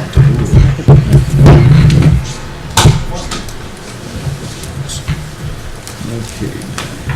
So, how do I zoom up? How do I get them down? Right here? Okay. Okay. Good. So maybe while Mark is looking up immediately, do we just want to reflect on the other durations? Okay, so we changed 6 months to So for A, we're 12 considering months. 12 months. For B, we're Are clarifying. you saying 12 months or are you saying 1 year? It's the same, but which Yeah. language do you want? 12 months. 12 months. I think so. It's a touch. And what about C? I would also favor 12 months, but I don't feel strongly. Okay. So what they say is a shorter time period. It starts deadline for completion of upgrades if a system is failing to protect public health, safety, welfare, or the environment as set forth in the criteria we discussed, which is 303.1 and 304.1. The owner or operator shall upgrade the system within 2 years of discovery unless a shorter period of time is set by the local approving authority and department based upon existing and imminent health hazards, or the continued use of the system is permitted by local approving authority in accordance with the provisions of an enforceable agreement schedule for upgrade. So it's really up to the local approving authority. So you could reference 305.1 if you'd like. Shall replace the system as defined in Title V? Yeah. Again? Under section 305.1, 15.305. But is that for B, Mark? Is the one where it's backing It could up? be, it's for Any B. of them, It's for B or But, C? Yeah, C, this could apply to both. It could, because it's general. It So says 2 it's years. up to 2 years. But then it says a shorter period. But I think you could also say, you know, if you say that this is standing sewage, but 2 years isn't reasonable and not Yeah, impossible. and that's what this authority. says, pretty much. No, but again, I like, if you're okay, I like deferring to Title V Yeah. language for these timeframes. Yeah, I would just refer to. Because then people are used to dealing with that So kind that, of but that says up concept. to 2 years, Yeah. so we have to make it, So what if you applied 12 months for all of Every- it? and sort of everything? say, you know, in cases of, you know, imminent threats to public, like if there's some language that kind of says you could have a shorter time frame because. Yeah, and that's what they say. Would want you to do it Yeah, in that's what October. That's what 305 says. 305.1 says. In fact, it does, as you read into 1B, it goes on to say, within the criteria that the local authorities set, they also say proposed connection or replacement of failing system with an enforceable agreement by the owner perform interim measures, for example, regular pumping, shall accompany any such local approval. So you could put right in there. So why don't we add like interim measures, like, so Or you if could a just cesspool take the for, definition of the, just, Right, can we just Just reference- reference that? it's 310 CMR, Mm-hmm. 15.305, 1. so shall be replaced as Required. described in 310 CMR, okay. Do we want to make any explicit comment? Because I think 310. And we're talking about C only at the moment, are we not? Or B are we and talking- C, B and C. B and C, And C, okay. yeah. I'm okay with that. I'm picturing a future hearing or conversation where somebody says, no, it says 2 years. And then we say, we're saying the second clause, which is that you've got standing sewage on your property, and 2 years is not a reasonable amount of time. And so I just wonder whether we want to add any clarity to the regulation to communicate that. I'm not attached to it, but I think it's something we should make a conscious choice to do or not do. Well, it's said unless another time frame set by the, Yeah, by the local Perfect. So it approval. sounds like we feel comfortable not. You got up to 2, but less if the local approving So are we authority changing decides. A, B, and C to within 12 months? Well, so I think that's the question. So I think if right now what's described in I have time. by referencing the local authorities, essentially saying it's 2 years or less if the local authority Right, feels but that I guess, to me, I feel like if we're gonna let 2 years, I'd make it for A versus B and C. B and C feel like there's a more of an imminent, okay, Issue. I saw sticking with our 12 months for A, immediately as defined by Title V for B, because that is clearly serious. C is a catch-all for other circumstances. Right. And then as defined by 305. So can I try modifying B to just try to put the language in? well, it's, Well, I mean, I think it's a question of like, it doesn't, like what it's defining is a shorter period of time is set by the local approving authority or the department based upon the existence of an imminent health hazard. And so that's not saying what an immediate is. It's saying that we are that 2 years doesn't mean it, you get 2 years, that we're entitled to shorten it. Except under Title V. Well, they use Ones it- that need to be replaced immediately, as you said, as practicable. Yeah, and they use that language you pulled right in C there, the language of failing to protect health, safety. but that's C, that's not B, and I Right. thought we're on B. But B, Back to B. but that would still fall, B would be the same reason that it's failing to protect public health, safety, and welfare of the environment. Yeah, But but you said Because it's- immediately is really, you get on it Why don't we immediately. just say, not 2 or years. as is appropriate for each? Well, so if you could say as immediately as As soon as reasonably possible. practicable, well, and it leaves it very open in Title V. I got Title V. Yeah, It yeah. allows It says a shorter time period per the local approving authority. how about as soon as practicable, but but no later than 12 months of identification? Okay. Yeah, if someone's ignoring an order to keep pumping, let's say, then you have to. 12 months from its identification, from Lisa, can you time. just read, like, Okay. you got the language, if you can just read Yeah. section B. Okay, if a cesspool for a residential property has failed due to above-ground sewage or backup into the structure served by the cesspool or is in seasonal high groundwater, the cesspool shall be replaced as soon as practical, but no later than 12 months from time of identification. That's missing things like the pumping provisions. Yeah, I So, would- so you could put that and then add, in cases of imminent health hazard, additional requirements may be placed on the failed system until it may be replaced. Or could I suggest just at the very end, the cesspool shall be replaced in accordance with 310 CMR 3051? I think it just covers everything. Okay. That's much better. So just take out immediately? And just put Because in, right now, if someone has a failed system, the terminology is replace it immediately. correct, and the way they say. But they short- don't say- they short- don't say They that. don't say immediately, they say a shorter period of time is set by the local approving Okay. authority. It gives you a lot of leverage. All 'cause right, then let's go with that. Okay. I'd rather. Okay. But we still need to say, but in no cases later than 12 months from its identification, right? Well, Isn't no, that- but I think we could also set that, like, I think you're saying, Case by case. we could set that on a case-by-case basis and keep it broad for the regulation, but, Like, we don't need to provide guidance on what a future board would determine All right. sufficiently. CMR cases, the latitude. Because somebody else might say 6 months in this case. Right. Yeah. I have to Okay. say, And we know given, what time of year it is. Yeah. right, Yeah. You know, given it might the- be I mean, it's totally fine to Gross. say right now. Right. Or it might be right, November and then you can have a choice. and it'll then be frozen, so it won't be And so, flowing. to the so neighbors D we and feel stuff. fine with in terms of durations and language. because standard failed system's 2 years. Feel good? So then we just have C. And so do we want to use the Kind same of makes me language want for? C to be back as part of B if they're both going to have the same timeline, so either it fails for these That works reasons, for or it me. fails. It's fine. Council who fine. recommended. Yeah, I know. I would say, let's, based on the guidance. Yeah, but that now we comes- changed it, but we But I would altered say it. if there's any uncertainty, I think we should just keep it Okay, as we'll a keep it separate C, regulation. but then we'll and add the same language. All right, so it's just For- repetition. for Okay, 310 that's fine. And so can we just read the C with the same language just so everybody kind of hears? At the very end, you're just gonna replace with, per 310 CMR 305-1, or in parentheses 1. Is that how you're So gonna do it's, it? Replace the cross out system. within 6 months and put, As Or per, 310? As described in, or as per, yeah, either. 310 CMR. which you want, per or as described in. As required by 310 CMR 305-1. that's good. As required by, By, As described? as described. I Described. would say as described. Yeah, because, If 'cause 305 we're- already required it, then we wouldn't Yeah. have to do it. exactly, this is our reg, That's a not, break. That's perfect. yeah. Okay. Sure you know, No, but I'm related to several. And then E's and deleted. and And is what, is and what removed. was D as defined?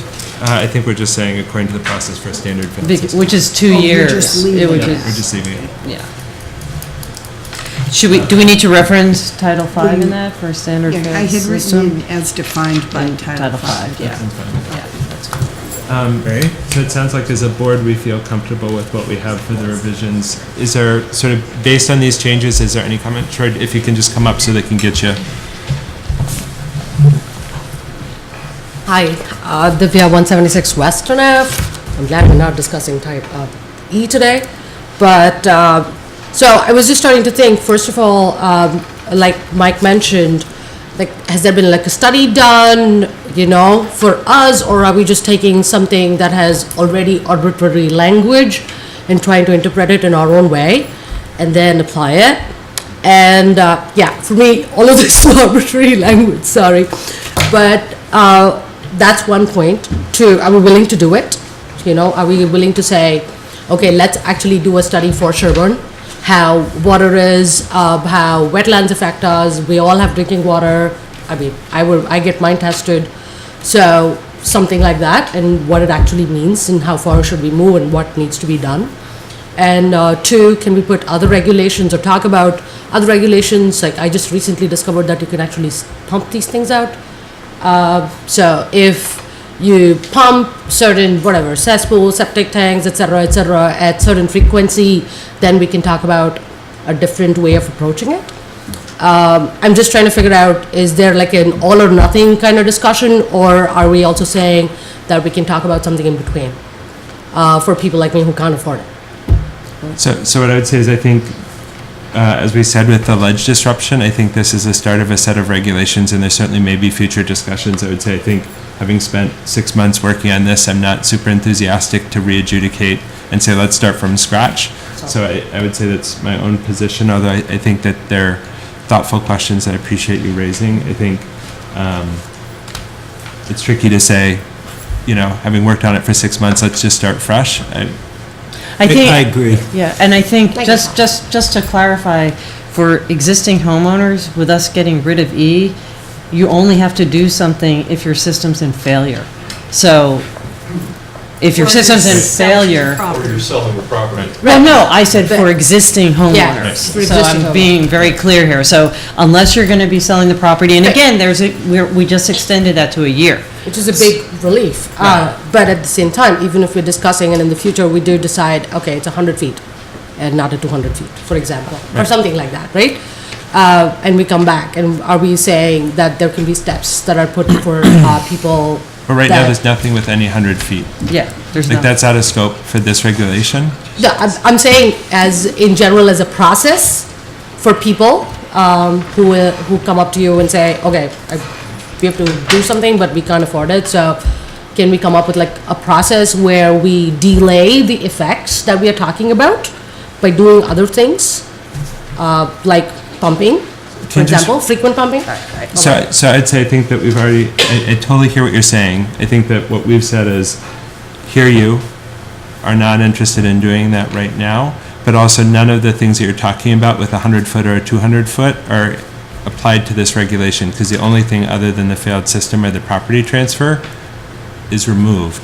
So right now we're saying that you have a failed system, and all that's being modified is the timeline for Title V based on the belief that cesspits don't perform, which Right. we've sort of discussed, and I think you also mentioned kind of arbitrary language. Again, I hear that you think it's arbitrary. There's an overwhelming body of evidence that it's not arbitrary and that it's based on Bit that. confusing.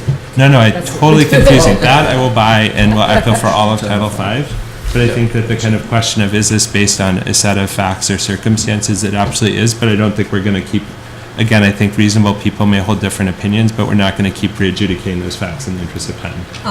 But I think the other part of your question is, if we're going to revisit E, Right. or something Yeah. like that at some point, Okay. we will Right. be having More a public hearings. gazillion Right. discussions within the Board of Health meetings that you can always come to meetings and weigh in and hear what we're talking Yeah. about.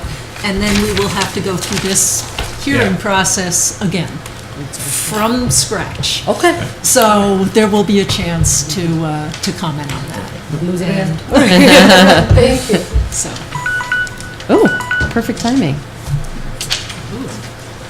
okay, any other comments based on I think the our other question discussions? is the timing. So if we vote, is there any consideration we need to make for the timing for people who may be imminently listing their properties right now or other things? So how fast does this You go can make into it effect? effective whenever you want. It So can So I we would- could, I we would could love make to an delay effective it 6 date like 6 months. I would, can make I'd it- love to delay 6 months, because I if think I that's just fair. listed, I would say you January can't change. 1st? Okay. I think that's Yeah. fair, This would January be 1st, 2020. effective date. And it's, so when it's published, it'll just say in that it's Effective. Effective So the date, law will yeah. be passed, or the regulation will be passed, but And the it'll effective be, date. right. Effective date, yeah. Okay. I think that's fair. Okay. Oh, my goodness, says pulled out? Okay. It's just pulled out. So do we have a motion to accept the cesspool regulations as amended? So moved. Second. Any other discussion? Any other questions before we move on? What is the final outcome on section E? It's So a removed. Do you- Delete. Are you? for now. Making To be sure. No, I just revisited. wanna make To sure. be Motion to accept with an effective date of, Yes, January- January 1st, 2020. 2020. No, that seems hard to say. Yeah. Okay, all those in favor? Aye. Aye.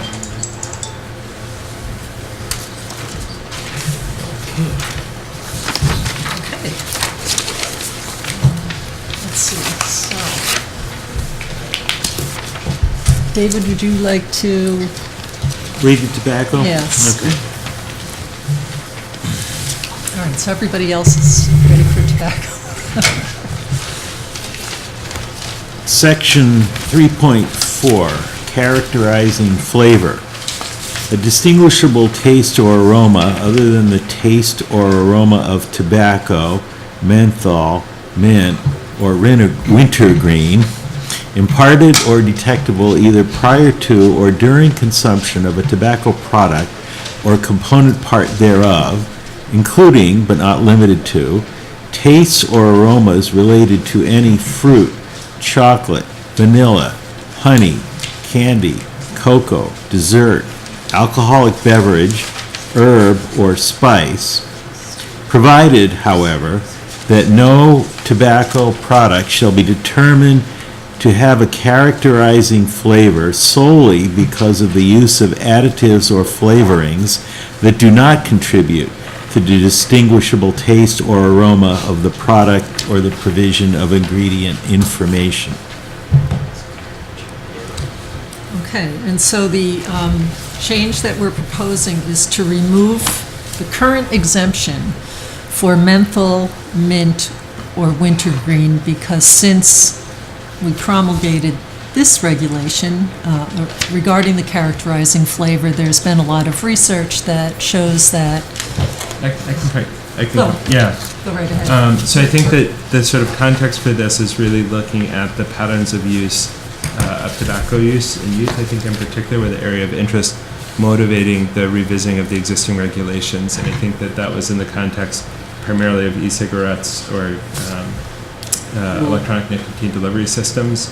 I think that there's additional research and ongoing discussion around the role of mint and menthol, but again, some of this is focused on the e-delivery systems in part because of existing restrictions on flavored combustible tobacco.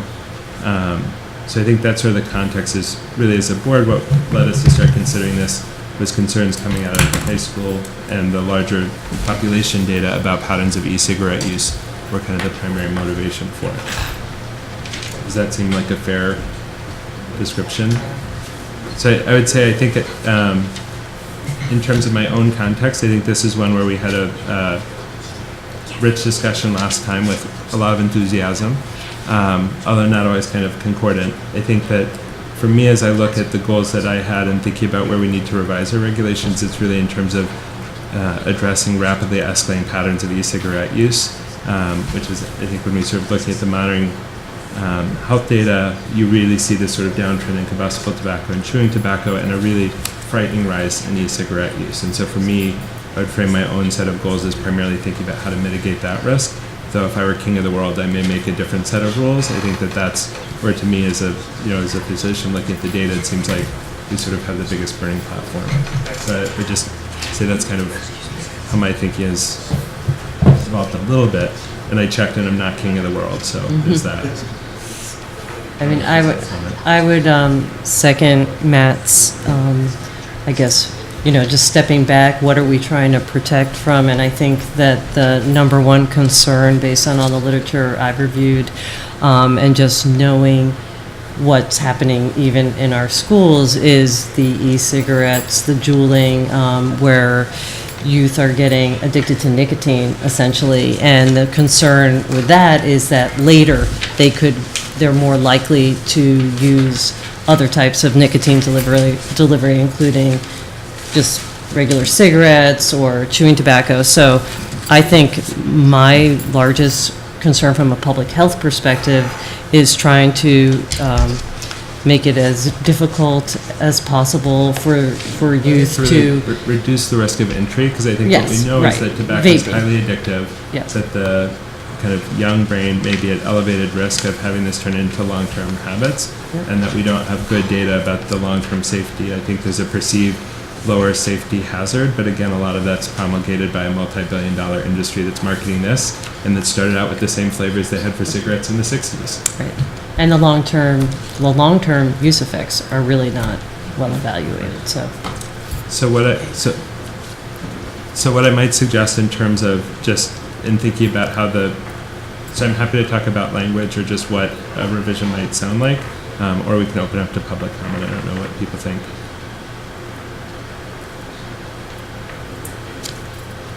Right, I have some other comments, but I'd be happy to wait until after people have Okay. Could you all speak into your microphones? Sorry, it's hard to I mean, act as a board and speak out. Can't hear you back Sure. I sounded so smart. I believe you. It's just you and my mom, I think. You're an MD and I'm not. I guess I'll mention one other piece of this, is that besides quite a number of towns moving in this direction, the Dover Board of Health also is seeking to coordinate with Sherborn, since we share a school system. So they are looking at this same kind of a regulation. And I guess actually I'll jump in and say, part of me wonders, when you have flavors mixed with a nicotine product, then the flavor is, in my mind, given how addictive nicotine is just to make it easier to become addicted. Otherwise, you would have a juuling device or other e-cig or whatever that had no no nicotine. It would just be vanilla flavored something that generated some smoke. So, again, that may not be safe either, depending on what other chemicals are in there. And the information, some of the information about mint and menthol is that, number one, it masks the flavor of tobacco the same as a candy flavor. And menthol, I believe, and maybe Dr. Hartman could comment, has an anesthetizing effect, so that having never smoked, I can only assume some initial discomfort until you get used to smoking, burning, whatever that. So if that's making it easier to become addicted to something, I do have a problem with that in terms of protecting, especially children. A lot of the studies we've seen, I believe the age is around 22. If you make it to 22 without picking this up, the chances of you smoking are, less than 5%, I believe. So it's just so important, and what's our duty to the children. So that's what I'm looking at. I understand some of the complexities of freedom of choice, but when it's kids potentially involved, we should be, I do think as adults, we should be protecting them. And then, can they get it through other avenues? How does it get managed? Does make it difficult, but still. But Seems like. I guess just to play devil's advocate, I mean, since we know that, well, first of all, the age in our town is 21, which I presume is enforced. Based on everything I've read, I have no reason to think otherwise. And so therefore, and based on all the literature I've read, certainly youth who do get their hands on nicotine products, it's so much disproportionately in the form of e-cigarettes versus regular cigarettes, that I guess I'm just much more focused on trying to really control, contain, and minimize the potential for that, because frankly, I could disagree with an adult choice on lots of things, and from the food you eat to whatever, and I don't want to, that's not really my place. And I think just staying focused on, well, what really are we trying to protect here? And I think the e-cigarettes, in terms of affecting the children and youth in our community, is really what we want to try and inhibit. Right. I think the only thing I'd say for me that's different from food is that this is a substance that it seems anyone can become addicted to. So people may have trouble with chocolate cravings. I would fall into that category. Or Sugar. Or people are may be more prone genetically to become alcoholics, but it's not everyone. And it does seem to be the case with nicotine that everyone. I don't know that I would say it's uniformly addictive. I think it's a piece of not regulating everything doesn't mean that you shouldn't regulate anything. And I think that there are material differences in terms of what we see in terms of the long-term harms, that there may be harms everywhere. We tried prohibition. It went not great. Yeah. There's ongoing discussion about marijuana and what the right approach to that is. And we see cities and towns across the Commonwealth trying to figure that out. And I think that, I don't know that I would say tobacco or nicotine is a categorically different substance than many other regulated substances, but in many of those cases, you also have an opportunity for local regulation to figure out how does the community or, us as its representatives want to manage those risks. And I think that's kind of our purview, as opposed to saying, well, if you're not banning alcohol, you shouldn't do this. I think those are separate questions. They may both be important, but I don't know that they're linked. Okay. So, public comment? And we'll be using the same 3-minute. Target. Yes.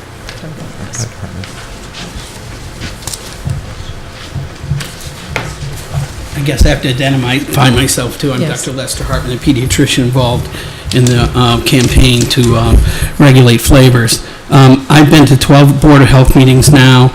I will be in my 3rd Board of Health meeting this week. I will be at Natick.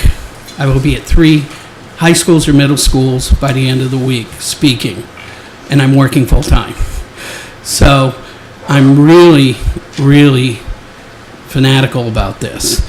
And I can tell you right now, Framingham passed this regulation as far as restricting menthol to smoke shops as well. You have the city council just announced, one of the councilors, that they're talking about a bill to have a complete ban on flavors in all stores in Boston. That was just announced today. And there's two bills in House. One is banning flavors throughout the Commonwealth. That's not going to happen without a majority of the towns, and you're one of them as well. And the children that are going to be the most affected by this are the kids in the urban areas that are lower socioeconomics, because this is the target group they're going to go for.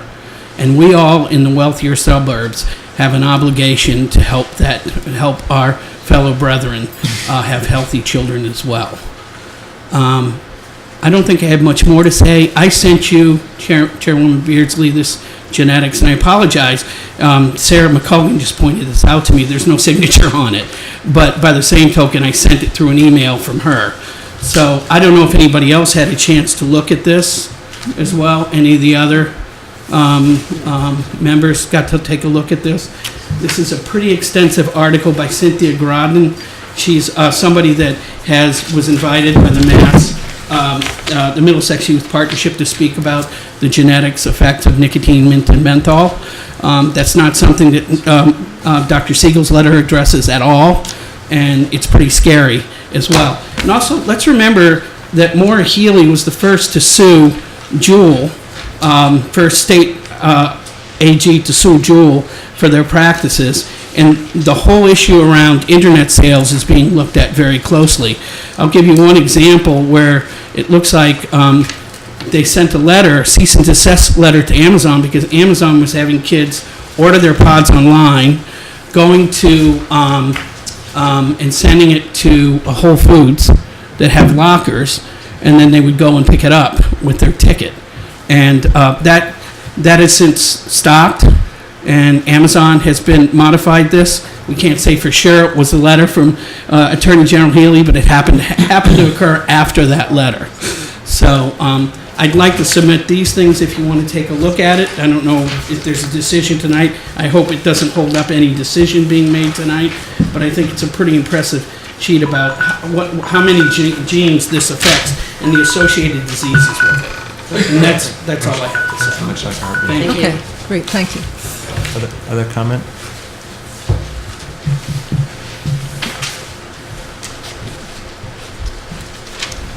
Thank you.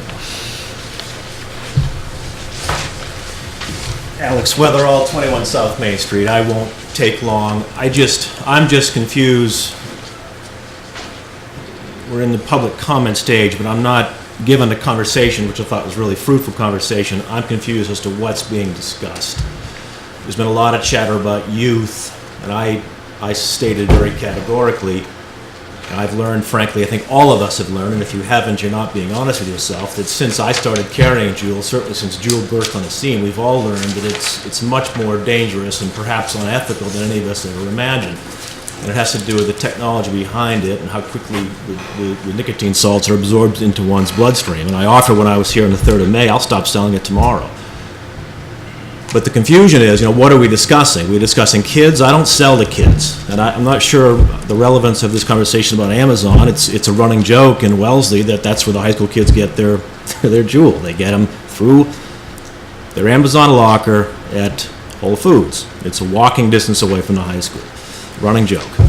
I've got a couple pages of signatures of people in Dover and Sherborn, and I allowed Dover residents to sign because there's obviously a preoccupation, as there should be, because our kids go to the same schools. I don't sell to kids, and I am perfectly content to stop selling Juul as soon as I run through the product. I would suggest that if the concern, and this is back to my ambivalence, if the concern is about kids, then the problem is Juul. For whatever reason, it's seductive, and we got to get rid of it. But Blue, as an example, I hardly sell any. Blue, I think, and I don't think the doctor would disagree, seems to be used by people stepping down and trying to step down from combustible cigarettes.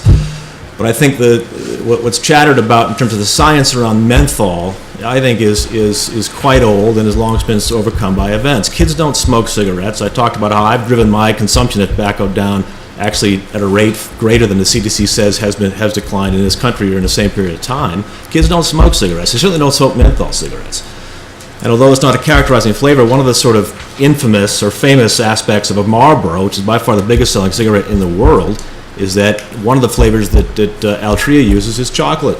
I mean, these guys aren't stupid, but it's not a characterizing flavor. And you know, if Dr. Siegel from BU has said, if you take menthol out of the hands of somebody like me, you're just going to hand the business to Marlboro. And I welcome the Commonwealth making a decision for all of us universally to get rid of it. I'm happy to. I've done everything I can to drive the consumption down. But I come back to my ambivalence. I think all of us in this room should first and foremost decide that we're frightened by and appalled by Juul's apparent lack of moral compass and get rid of Juul. And if I'm by dint of carrying it, doing something to suggest it's okay, I'll stop doing it. But please don't disallow me from selling menthol. Yeah. So that's it. That's all I have. So in terms of what I would contemplate in terms of language, I tried to think about this a little bit ahead of time. So I've got a couple of versions of it. I'll go with the briefest. So what I would do is I think the existing proposed regulation removes the menthol, mint, or wintergreen from the exempted list of flavors. And so I would not remove them, so leave menthol, mint, or wintergreen, and then add a sentence at the end of the regulation stating that the exemption for menthol, mint, wintergreen shall not apply to electronic nicotine delivery products is one. Again, I don't know that that's the right answer, but as a starting point for people to feedback on. Sure. So section 3.4 as proposed would read, and I'm just going to read the first sentence, a distinguishable taste or aroma other than the taste or aroma of tobacco imparted or detectable either prior to or during consumption of a tobacco product. So our existing regulation from 2014 explicitly exempts menthol, mint, or wintergreen. And so what has been proposed in the initial version of the rule is to remove that language so that there is no exemption. What I might suggest is don't make that change, so leave that portion of the existing regulation unchanged, add a sentence at the end of section 3.4 that I've got a couple of versions of, but essentially saying that that exemption does not apply to electronic nicotine delivery products. And so that would then, because I think our intent, while again, were I king of the world, I would take it from everywhere, because my interpretation of the data is I think it's good to get out because I think it contributes to harm and growth, and I think the tobacco companies know it too, which is why it's there. Yeah. But at the same time, I think that the target and the urgency, as we said, like we can always regulate something. I think that the question we have is why are you regulating it and why are you regulating it now? And for us, it was really looking at really concerning data that we have about e-cigarette use. And so while I might say, you know, as a doc, my 2 cents is I don't think it's good in chew and I don't think it's good in cigarettes. But at the same time, as a regulatory body, I think that the issue that I'm trying to solve is really about e-cigarettes and e-nicotine delivery. And so that's But my why rationale. limit it to menthol, mint, or aren't you saying e-cigarette delivery products in general? Right. So I think that's a valid question. I mean, I'm is not- that what? Right. I would be less enthusiastic. So my 2 cents is, again, king of the world, I would say love to get rid of it, but it's also a question of trying to find the balance of where do we see disproportionate risk. I think if we look at the patterns of flavored e-cigarette use in kids, it's disproportionately flavored use. So I view my job as figuring out what's the least restrictive regulation that can have the intended effect. And so my personal, again, king of the world would be get rid of all of it because this is bad news. But at the same time, I'm not sure that I can make the story that all of it is equally harmful. And so it's trying to figure out of the possible harms that we have today, what's the one that we can mitigate. Well, I think it's not just the amount of harm, it's to whom. Right. So it's disproportionate. And again, I want to explicitly say, I think for me, as I think about the patterns of kind of youth risk, it's in no way meant to imply that any Sherborn business is selling to kids, because I genuinely and deeply believe it's not the case. I think it's a kind of question about if you see the product out, if it normalizes that this is like a thing, there are lots of things that we can sell in the state of Massachusetts that we don't have front and center in our retail establishments. And so my hope would be to see the flavored products, for whatever benefit that may offer in mitigating this risk, be the offset. I'm glad you said that. That's what I was going to say is the difference from some of the other towns. They're talking about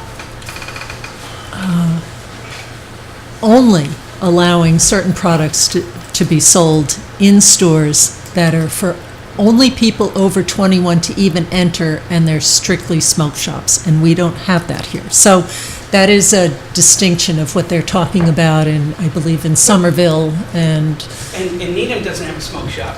Dover doesn't have a smoke shop. The number one flavor anecdotally when I see kids when mango is out is mint. And the data I showed you before is 75% of the kids that were interviewed in this Truth Initiative said they get it from retail stores. Whether they get it from this gentleman's store is not the issue. It's in general, that's where they go. So what I'm saying to you is mint, I'll just be back here in 6 months if you don't restrict mint, because it's going to be, it's not changed. I just want to pause and kind of say, if you want to do public comment, please come up, but also just ask And us. others that want to make comments as well. Yeah, absolutely. So before we do second. Yeah, I think, that yeah, sounds we have to be respectful of Sure. people's Sorry. time. Yeah, sure. Just work with kids. Yeah. If you say what I like. No pressure. Yeah, come on, Chuck. Hi, Chuck Yellen, 116 Maple Street. And while I'm on the select board, I'm not here, this is my individual view. The Board of Health does a great job protecting public health, particularly water and septic systems. But the concern I had when I was reading about the discussion is, I think we got two conflicting public policies here. The regulating and limiting access to these products is important.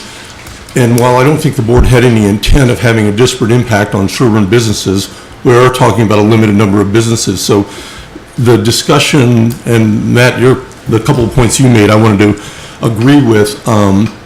I also, from a public policy perspective, I'm not sure this is that different from the impact of alcohol. And the town of Wellesley, I would disagree. I don't think prohibition didn't not go so well. It was a disaster.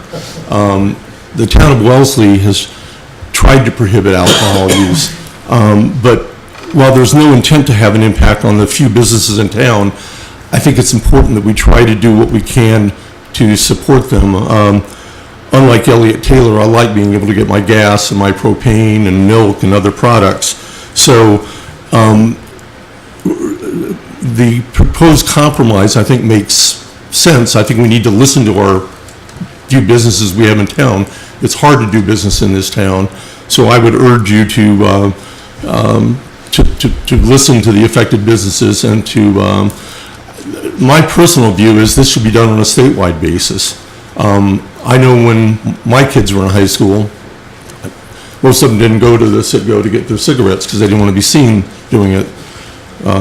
Like Elliott, they went to Ashland and Framingham and Natick. So until there's a statewide ban, I think town by town has some inherent limits. So I would commend Matt. I really appreciated your comments about trying to reach a regulation that is not doesn't have a terrible impact on our local businesses.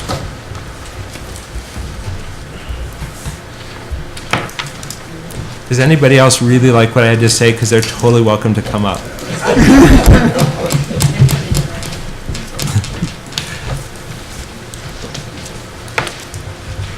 Natalie Weir, 26 Stopping-Brook Road. We keep saying that he doesn't sell to children, but all the conversation keeps talking about children. So we have, you have to stop that. I don't want to argue whether it's good or bad for children. He's not selling to children. He's selling to people that are 21 years and older. What concerns me is that very cavalierly, it seems to me, you're taking a family's income. Right? This is a family's making a living in business in this town. And you go, well, we don't like cigarettes, so you're out, 20% of your income. Like, think about that for a minute. What if we said, well, we don't like you driving to work, so you could only drive 4 days a week? Go, so you 20% of your income, and there's nothing you did wrong, just we don't like it. Because, and it's just, think about that just for a little bit. This is their family. Yeah. Is making a living there. Can I take the top off his... Can I just ask a question? Yeah. So I think in terms of, Alex, I don't mean to put you on the spot, in terms of the limitation to the e-delivery systems, does that pose the same concern to you that you had for the combustible nicotine products? Well, thank you. Like I said last time, the data that I gave you, losing my ability to carry menthol cigarettes and mint wintergreen dipping tobacco would be like losing a tenant. It would be a significant hit to me. It would be exhausted enough that I I've got $11,000 on waiting for months with my solar installed. I'm not gonna spend another $60,000 with solar panels, and I'm gonna lose $37,000 in revenue. Yes, it's a meaningful thing. And I told you I'm not a smoker, not a SAR, I think it's awful. I've learned subsequently carrying it, it really is bad, it's wicked, man. I'll stop selling. Yeah. Because I think that's the problem, and I'm not comfortable selling. So I think to kind of rephrase, I think if we consider the regulation as revised where the focus is limited to e-cigarettes, and if we sort of use Alex as a sort of bellwether for the tobacco retailers here, and if he says that passes my sniff test, does that address the concerns that you have about the regulation? Yeah, yes, for this, but the fact that. Well, I think the question for like kids is also like, well, you don't sell these pharmaceuticals. Like advertising works, that's why they do it. That's why they ask to kind of put it in those spots. So the idea that Alex isn't selling to kids, which again, I 100% to the core of my being truly believe, it's a question of when that's at the counter, when that's available in the store, how much does it normalize? And I think the data suggests, and all of those pieces, that these things being evident and marketed matters. I'm not at all and so I think that's a piece of the rationale. promoting smoking, but I'm promoting taking someone's income. Right, and again, I think for us, it's really thinking about. And if he agrees, I'm not going to argue with him. But if it was me, I wouldn't. If it's not a state regulated, I'm not sure I'd let you do any of it. But if he agrees, out of moral, it's his business. But I think our goal for all of this is, I think we came into the last public hearing with an idea that we thought was a reasonable one. I think we got feedback from the community that raised concerns very much like yours. I think our goal is really to say, none of us here is trying to say we're trying to hurt people. Like all of us, like I saw my kids for 8 minutes tonight, and that'll be it. And I came here because I want to try to do something good for my community, and I know that's why you came here tonight too, because I think we all are trying to figure out what does that look like. And I think that's like my piece of this is I heard what was said. I think that there are really relevant pieces there. I'm trying to shift my position in thinking and hearing those voices because I've got access to this end of the mic, but at the same time, I'm here to represent us. And I think we're all us. Right, we are not doing this to try to penalize any business in town. We are completely motivated by public health. This is something that the Massachusetts Association of Health Boards is working to promote. Lots of towns are adopting it, Framingham, Ashland, so surrounding towns need them. So we are actually going to be surrounded by towns who have passed this kind of regulation. So I understand it's painful, but we need to think about the pain of people, of kids becoming addicted. It is, I agree. We heard you. I understand, he's not selling, as Matt said, and as I agree, it's kids seeing it and thinking that it's okay. And there is a piece of me that says adults who are smoking menthol, and it makes it easier to tolerate a cigarette to begin with, or something along those lines, and then get addicted is an issue. Smoking, so you're kicking the dog. Well, what I would say is I understand that perspective. I'm saying our goal as Board of Health is supposed to try to I suspect look we are at unlikely to reach a point Yes. of consensus. So what I would say is thank you so much for sharing your comments. I am not trying to be evil to anybody, and that's why we're here deliberating it. Otherwise, we could just pass it if All right, we let's go to wanted. maybe next public comment. Thank you. Can you hear me okay?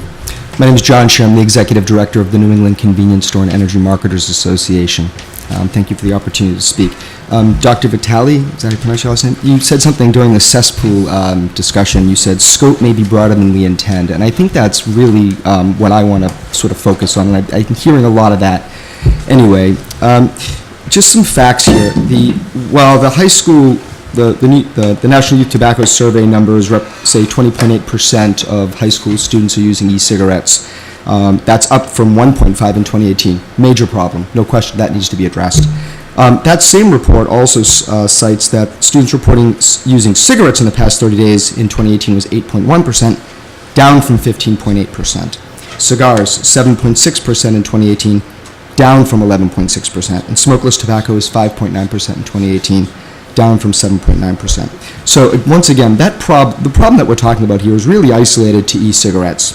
And so but the flavor ordinance that we're discussing here extends well beyond that into cigarettes and OTP, which has already been talked chapter and verse here about how much that matters to someone's business. But it also goes really beyond the scope. It's scope creep, if you will.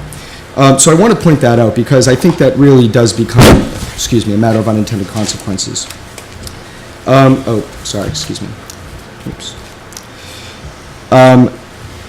Couple other things. Stores in Sherborn are not shopped. There has been no FDA compliance data that you... There's an FDA compliance website that you can go to for any city and town in the country. And you can see how well stores in town are doing. Sometimes do extraordinarily well, some don't. But there's no data for Sherborn. So when we talk about whether or not 21's being enforced or whether or not there have been sales to youth, we can't know. So what are we solving for? Dr. Hartman mentioned that there are 140 some odd cities and towns in the state, and he's right, that have done this. But the job of this board should be to take care of the youth in Sherborn, not to be a proxy for the rest of the state, first of all. Excuse me, it's my turn to talk, Dr. Hartman, so please. I'm just offending kids. No, but what I would say is I think we're going to ask everybody to be civil, and whoever's got public bond should be able to have it without comment. And I think the whole thing about kids, we're all focused on taking care of the kids. All of us, including Alex. So one thing that he mentioned has to do with Amazon, and he's right. He's absolutely right about that. There's a federal law called There's a federal law called the PACT Act. It's a 2010 law, and it covered cigarettes and smokeless. And what it regulates is how online sales of those products are basically handled at retail, making sure that the proper tax is collected and making sure that age verification is done. Well, guess what it doesn't include? E-cigarettes. Why? Well, because in 2010, e-cigarettes really kind of one thing. I was in Washington last week, among other things, I'll wrap right up, advocating for the expansion of the PACT Act, because I do think we need to close that loophole, and I think it's really harming the reputations of a lot of retailers. So I encourage you to stay focused on what the issue is. And lastly, and I'll just give Alex a plug here, I don't do this for everybody. I know Alex, he is a member of my association, and you will not find a finer retailer, a more responsible retailer of any independent store in this state, I assure you. Thank you for your time. Any other comment? Hi, my name's Mary Cole. So I work for the Greater Boston Tobacco-Free Community Partnership. So it's under the Massachusetts Tobacco Cessation and Prevention Program. So with my job, I like to say I'm like a friend and resource to 56 communities in the Greater Boston area for anything to do with quitting smoking, secondhand smoke prevention, and prevention among youth using tobacco products. So my entire life recently has been all about vaping, presentations, talking to parents, talking to schools, meeting with school superintendents and principals, and them just sitting there saying, like, please help us. Like, what do we do? They're really just totally distraught because, like, as we know and we've talked about, this is a complete epidemic. And so one of the things that I tell them that they can do that's actionable, that we know works in prevention, is pass local policy. Because as you guys have already talked about, we know that policy is public health gold standard sort of work, right? Because you're changing the environment. And as you guys talked about before too, the purpose of getting these menthol out of stores is because the research shows the more kids see these flavored products, the more likely, in convenience stores and these corner stores, the more likely they are to start using them. So this normalization thing is really, really big. And we don't want kids to see this. We don't want it to be normal. So just a little bit more about menthol. So in 2009, there's the flavored cigarettes were banned federally, but this exempted menthol. It was supposed to include menthol, but the tobacco industry lobbied so hard because they made a lot of money from menthol. That's the only reason that menthol was included, that we still have menthol around, because of lobbying purposes like that. And I also want to share, so obviously e-cigarette use is really concerning, and we also know that youth who use e-cigarettes are a lot more likely, about 4 times more likely, to start using combustible tobacco products. So as we've seen, diminishing cigarette use and tobacco use, as we heard from the person before us, is that going to change now that youth are using e-cigarettes and nicotine? So something from Tobacco Free Kids, So menthol cigarettes increase the number of children who experiment with cigarettes and the number of children who become regular smokers, increasing overall youth smoking. Also, young people who initiate using menthol cigarettes are more likely to become addicted and become long-term daily smokers. So that's just something to be mindful of when considering menthol cigarettes as well. And also with the restricting menthol cigarettes, this can be cessation for adults that use them as well. So that is a big piece of this, cessation, to help them quit. And I'm done. So I'll just leave with, I think you guys have a really great understanding of local Board of Health protecting your kids, and it's our shared responsibility. You guys have the power to do this, and I think that's amazing. And how can you work with your retailers and get to them to understand that tobacco is a leading cause of preventable death? And how can they work with you to, protect our kids and the people that live here? Thank you. And we do have you guys seen the state campaign? There's new stuff, so it's the vapes and cigarettes, different products, same dangers. Have you seen that? We're totally happy to enter it into the public record. I would love if you guys have contacts with the school and everything. There's all this great new information. So let me go to my bag and I'll hand it to you. That sounds great. We're Yeah. happy to enter the public record. Thank you.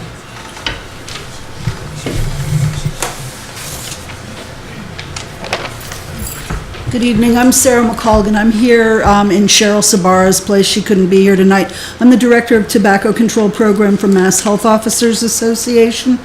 If we're waiting for the state to act and do a statewide bill, there was a bill filed, as Dr. Hartman had mentioned. It takes an average of about 6 years to adopt a bill from the time that it's filed, and he can tell you that all his nights across the state, up and down, back and forth, everywhere, to get the minimum age raised to 21.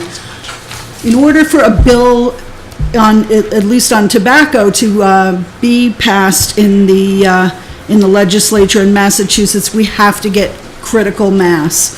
That means we have to go from 143 municipalities to 250 municipalities, probably at least, before legislature will look at it seriously.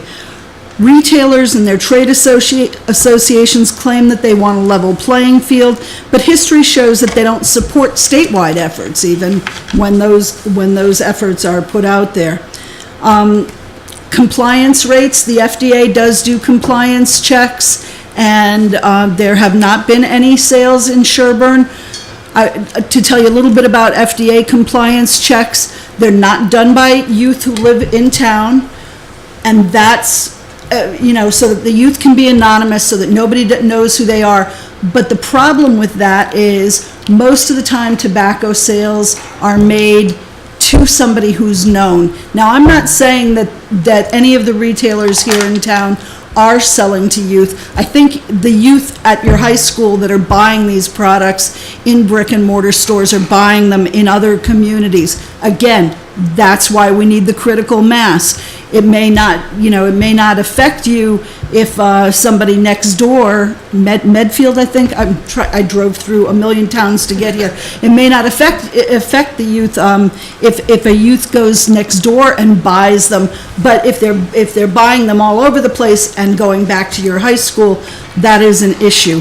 Also, youth who buy tobacco products at an underage are lying about their age if they're asked, whereas during a compliance check, they're not allowed to lie about their age. So it's kind of a false situation that's been set up. Lost revenue, I understand that is a difficult situation. I believe it's a bad business plan to believe that tobacco sales will continue at the same rate. Combustibles certainly haven't continued at the same rate in my lifetime. And so I think that to expect that the combustibles and e-cigarettes would continue to be sold at the same rate and that retailers would continue to make that kind of income off of tobacco, not only is unrealistic, but it's bad public health. Thank you very much. So So if there's no new public comment, I would love to just kind of summarize what I've heard and then maybe allow the board to discuss the revision to the regulation. Is there anybody who feels like they have something pressing and as yet unrepresented? Okay, so I feel like what I'm hearing is, I think that everybody here is very invested. I think one thing I want to continue to explicitly endorse each and every time is that I think all of this is not meant to imply, suggest, or otherwise infer that any of our retailers are doing anything untoward, because I think we've got every reason to believe that they're upstanding members of our community for whom we're deeply grateful. And I would agree with that. I think the other piece that I would say is I think that we continue to hear the concerns about vaping. I think that there's differences of opinions about how much restrictions on the availability of those products may be effective, and I think that's a place where I certainly have my own strong feelings, but I think reasonable people could hold different opinions. At the same time, I think we've tried to think and incorporate the feedback of our local retailers and other community members to figure out how do we navigate this, because I think it's a tricky spot where I think we see an impending public health crisis. We also see local businesses that deserve a voice in the communities in which they make themselves a part. So I think for me, the way that I would try to thread that needle, and it's tough, and I suspect we'll come up with an excellent compromise that leaves nobody happy, but at the same time, sometimes that's the best we end up with. And so my thought would be to say, if we think that the burning agenda is on mitigating the risks of vaping, that should be the focus of the regulation. And then we should incorporate that, just as we talked about with the cesspools, to say this is a place to start. And really, we started in 2014. I think we started a good conversation there. I think this is building off of that. But I also think it makes sense to pivot and adjust as data suggests. I think I would echo, looking at the survey data, the burning platform is around e-cigarette use. Again, I think there are meaningful harms that are associated with cigarettes, but at the same time, you have to figure out how big is it reasonable for me to go today and only go that big. And I think that is hard, because as you sit up here, and especially somebody who's taking care of people dying of opiate overdoses, that 15 years ago had Big Pharma saying, no, it's okay, pain is a vital sign, and I see kids die today. I had somebody who died this week and was resuscitated before he was brought into me. So again, we can say, no, it's fine. There's regulations, there's all these pieces, it's not a big deal. No, we're not dealing, but kids got it from their parents' medicine cabinets, and we see them die. So as I bring the urgency to it, I don't do it out of a sense of entitlement or over-empowered. It's watching another epidemic that we didn't intervene on in time and thinking, what's our responsibility today to mitigate those risks? But again, we have a multi-decade crisis of tobacco use, but the data doesn't tell us that we have a combustible tobacco crisis today. It tells us we have a vaping crisis today, and I think our responsibility is to focus there. So that's my 2 cents. While, again, my personal preferences would be to have a broader regulation. At the same time, I think narrowing the scope to the degree possible while achieving the end is what our job is. And so I'd favor that principle if others on the board, and then figuring out how to parse the language. But I don't know if others want to weigh in about whether that principle passes the sniff test for you the way it does for me. I would support having language tailored to that prohibition, limiting it to the use of e-cigarettes. Right, I support your support. And I wouldn't say I support without ambivalence. I just think it's the right balance of the voices we've heard and the voices we have. And our mission and what we're aiming to protect. Who we're aiming to protect. What are your thoughts? My thoughts are, I think I want to protect the adults who are dealing with smoking menthol and mint cigarettes as well. And I had one other thought that is now gone. Right, it will come to me. In any case, it is a difficult thing. Oh, here's the other thought is, we received some email comments and some comments on the side that were more informal, but we did get mailed by Mary Moore and other folks saying that they supported this. But we haven't had a lot of supporters come because they're, it's posted as something we're considering passing, so I don't know if that influences it, but there are certainly other groups and people in town who have expressed support for this. So that's always a little tricky when we're hearing a lot of comments against this here. And it's hard to know how to weigh that exactly for the overall goals. I agree it's tricky And the e-cigarette is the major problem, but, we heard that there can be spillover once they start there. Gee, that menthol cigarette isn't so far off of what Julie, I don't know, I've never smoked any of that. But is that an issue, or is this another case where, just like many of the other regulations we've been tackling in this hearing, do we start on firm ground and then continue to research and expand? And again, I think things are going to be changing around us. Even when we were talking about enacting this, we were saying, well, maybe we would have an implementation date that matches what the large surrounding towns are doing. So that was just another thought that we had in terms of not making it Sherborn, tiny town, bearing the weight of something like this. So it's a difficult thing, right? If it was Darrell's town, right, it would be run differently. So, Rebecca, what are your thoughts? From a public health perspective, I have a really hard time because I think the real problem is the vaping. But I also have a problem with, I understand the problem of initiation of the problem, and of course I believe in all of society that we shouldn't be encouraging things that are dangerous for people's health. But I think we have intentional ignorance of double standards with marijuana and other emerging problems, which are going to be, I believe, huge public health problems. And so it's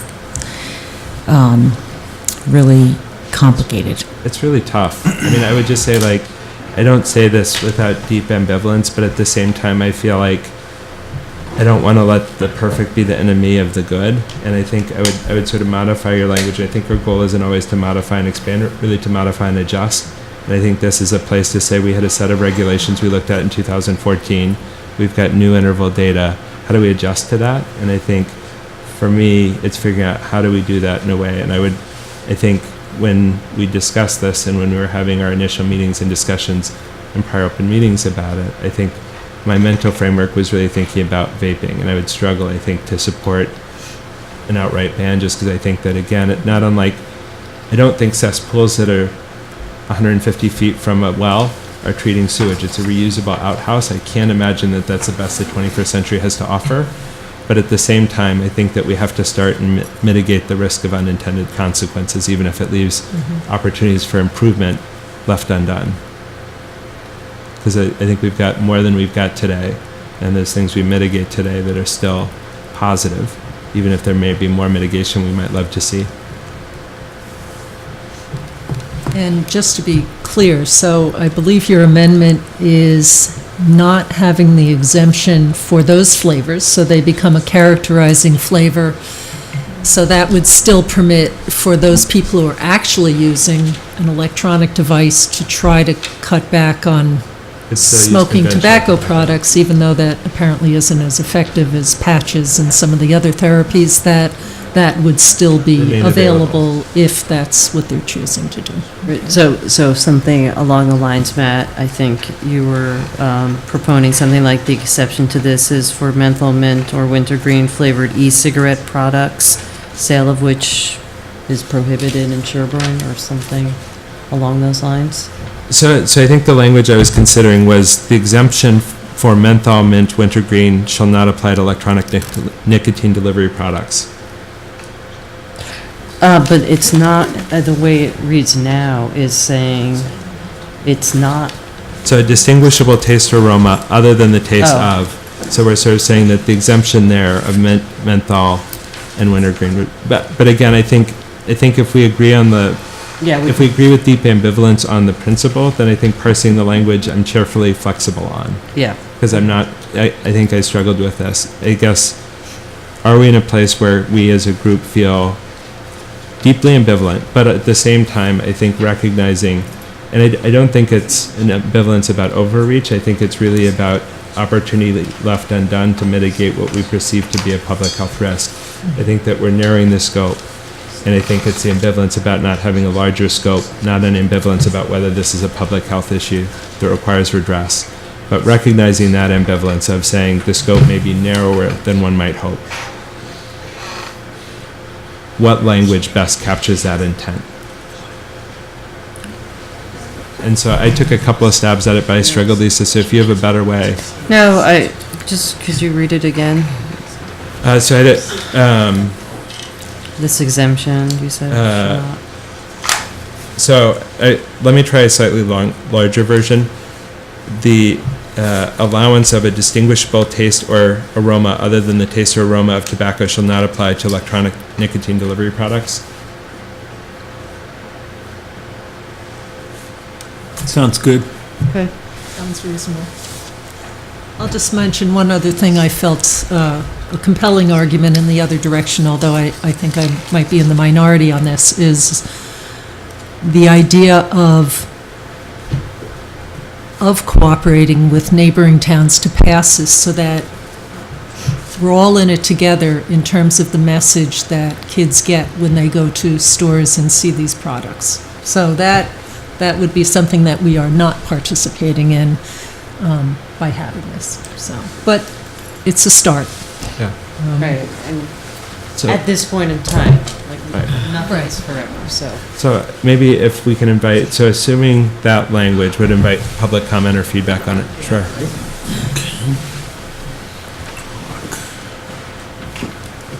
You know, I didn't take economics in college. I should, like a lot of things I should have done, I didn't do it. But since then, I've heard over and over again this notion of, businesses hate uncertainty. And Darryl, they hate uncertainty. When you have one, you understand why. Laura and I we need to, well, I shouldn't say it like that. We would desperately like you to reach a compromise tonight that we can not just sleep on, but live on for several years. Because I cannot spend $60,000 on a solar array or $80,000 on EMV-capable pumps. I'll sell the damn thing. I need to have some certainty that this will stick. And what I understand, I don't have the facts, I haven't read the paper, but my understanding is on Monday night, the board in Dover tabled this decision indefinitely. I do think it's important to, and it's been a not a fun, but a really useful conversation, but I know you appreciate my position, but I need solid ground. And let's focus, let me keep menthol, mint, and wintergreen, and let's get rid of vaping. But I just need solid ground. Are you saying our talk about, future amendments? I'm not, sorry, I don't have to personalize it, but you're the chairperson, you're a tough girl, you can take it. I mean, when you talk about tabling it for now, that troubles me. Do you see what I mean? In other words, in 2014, and we talked about this last time, you all came, I don't know who was the board then, but Laura and I applauded wholeheartedly, peach chewing tobacco, get rid of it. Cherry cigars, get rid of it. You even decided way ahead of your time, no more single cheap cigars. If you want to buy one, buy 5. Alex, take your prices up. We supported it wholeheartedly, and so now it is 5 years later, but I don't want 5 months later another visit to this. I can't do it, because I can't do it. I'll take that $60,000 I have in my checking account, and I'll put it in my own checking account.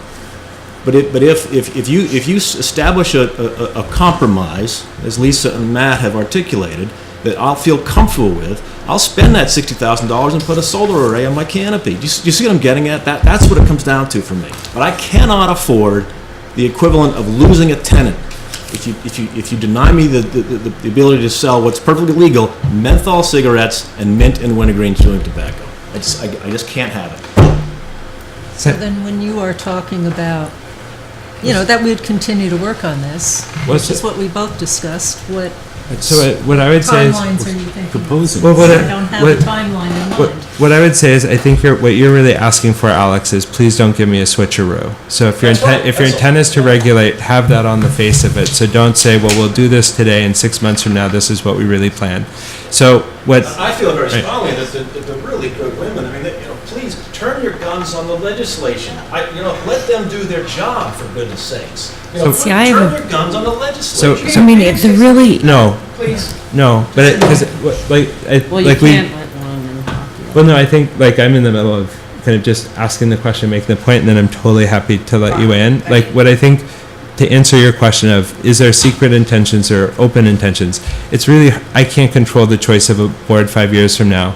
And I think if we look at the difference, what changed from 2014 to now, I think it's really that vaping data. And so I think 5 that, years in eternity. so 5 months. I think right now what I don't can think say is any- I've got, as deeply satisfying and joyful as this process has been, Yeah. I have no appetite to revisit it at any time in the near future, although I will continue to work as hard as I can to mitigate what I see as a public health risk. But for me, right now, again, I have concerns with combustible tobacco and chewing tobacco that certainly bring lots of harms and have lots of hardship, whether it's for children or for adults. At the same time, the urgency that I have from my perspective today is addressed by this. I certainly, again, it's been lovely, but I'm happy to not do this again anytime. And I would suggest the thing to watch for is how many towns start adopting this and where it's heading. Because I believe that we may, as a smaller town, follow some of that. So I think, but again, but I said, you see, I'm just being honest. I understand completely. I work, all my work practically is with business and that understanding what the ground rules are and making decisions based on that. So I completely appreciate And I think we also, none of us may be here, God willing, in the next board 5 years from now. And so I think also just being able to tell you, this is what what the board will do then is hard to know. Yeah. Go No, ahead, Dr. it's not Hartman. here. Jason Lewis. Yeah, can you head up to the mic? Jason, I was in the meetings when the bill was crafted. Everybody says the state, well, this is a repeat of Tobacco 21. Let the state do it. Let the state do it. The state will not go without a majority, well over a majority of the people and majority of the towns.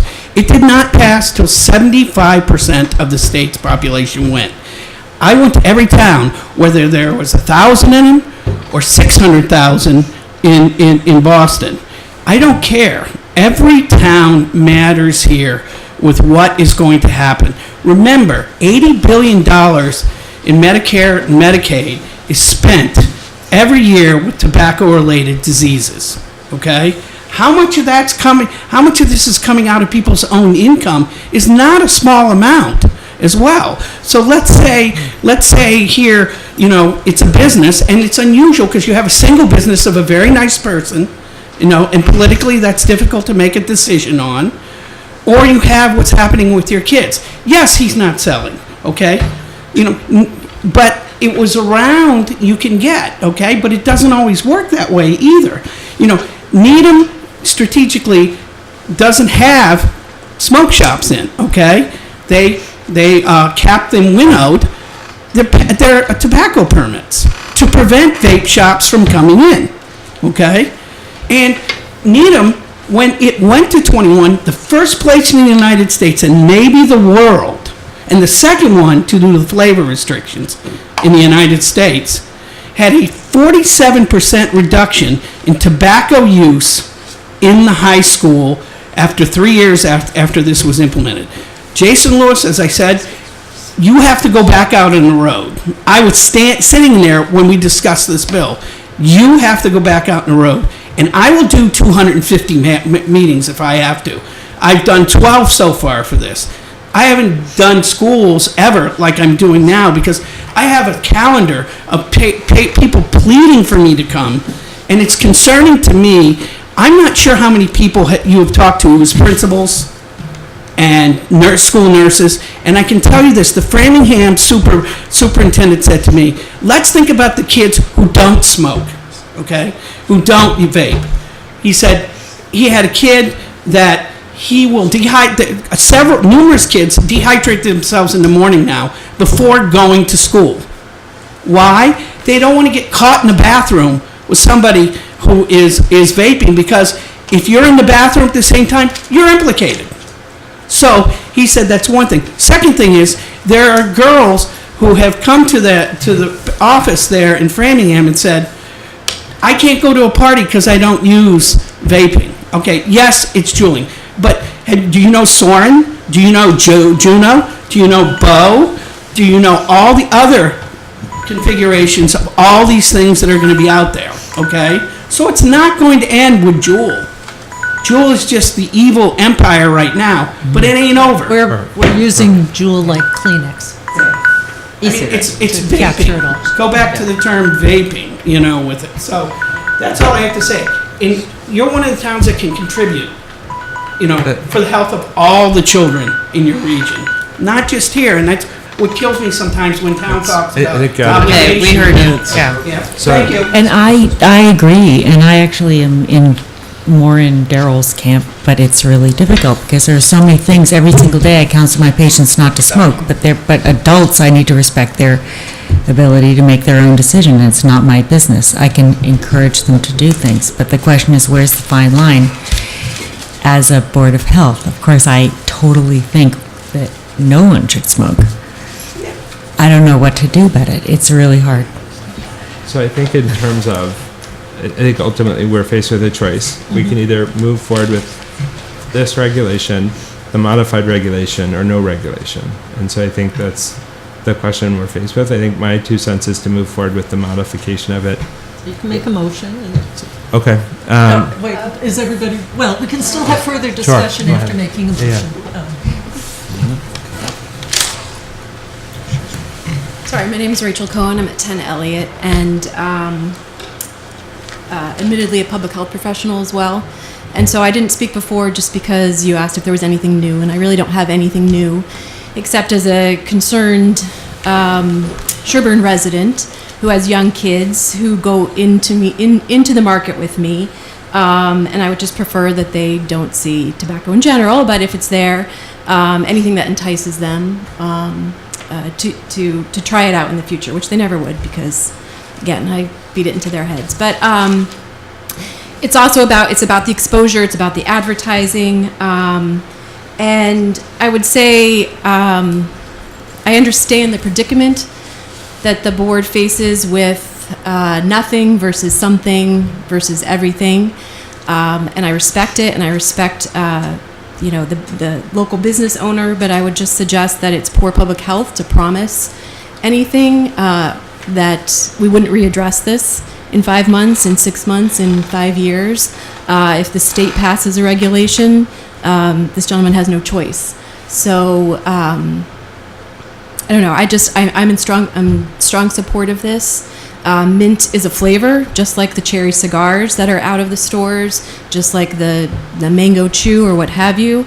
Mint is a flavor, and there's no reason it shouldn't be considered as such to this day.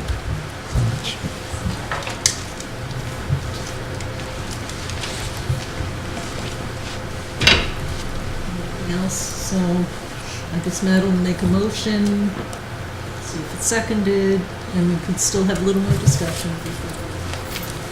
All right, so I'm gonna read the extent of the proposed language as opposed to just reading the changes. Does that sound okay? Mm-hmm. So the proposed regulation would read, a distinguishable taste or aroma other than the taste or aroma of tobacco, menthol, mint, or wintergreen, imparted or detectable either prior to or during consumption of a tobacco product or component part thereof, including but not limited to tastes or aromas relating to any fruit, chocolate, vanilla, honey, candy, cocoa, dessert, alcoholic beverage, herb, or spice, provided, however, that no tobacco product shall be determined to have a characterizing flavor solely based upon the use of additives or flavorings that do not contribute to the distinguishable taste or aroma of the product or the provision of ingredient information. The exemption of a distinguishable taste or aroma other than the taste or aroma of tobacco shall not apply to electronic nicotine delivery products. So, did you make that as a motion, though? I don't think you did. Okay. So, second? Yeah, I wasn't sure of the format. Any other discussion? Discussed it? All right. All those in favor? Aye. Aye. Opposed? Nay.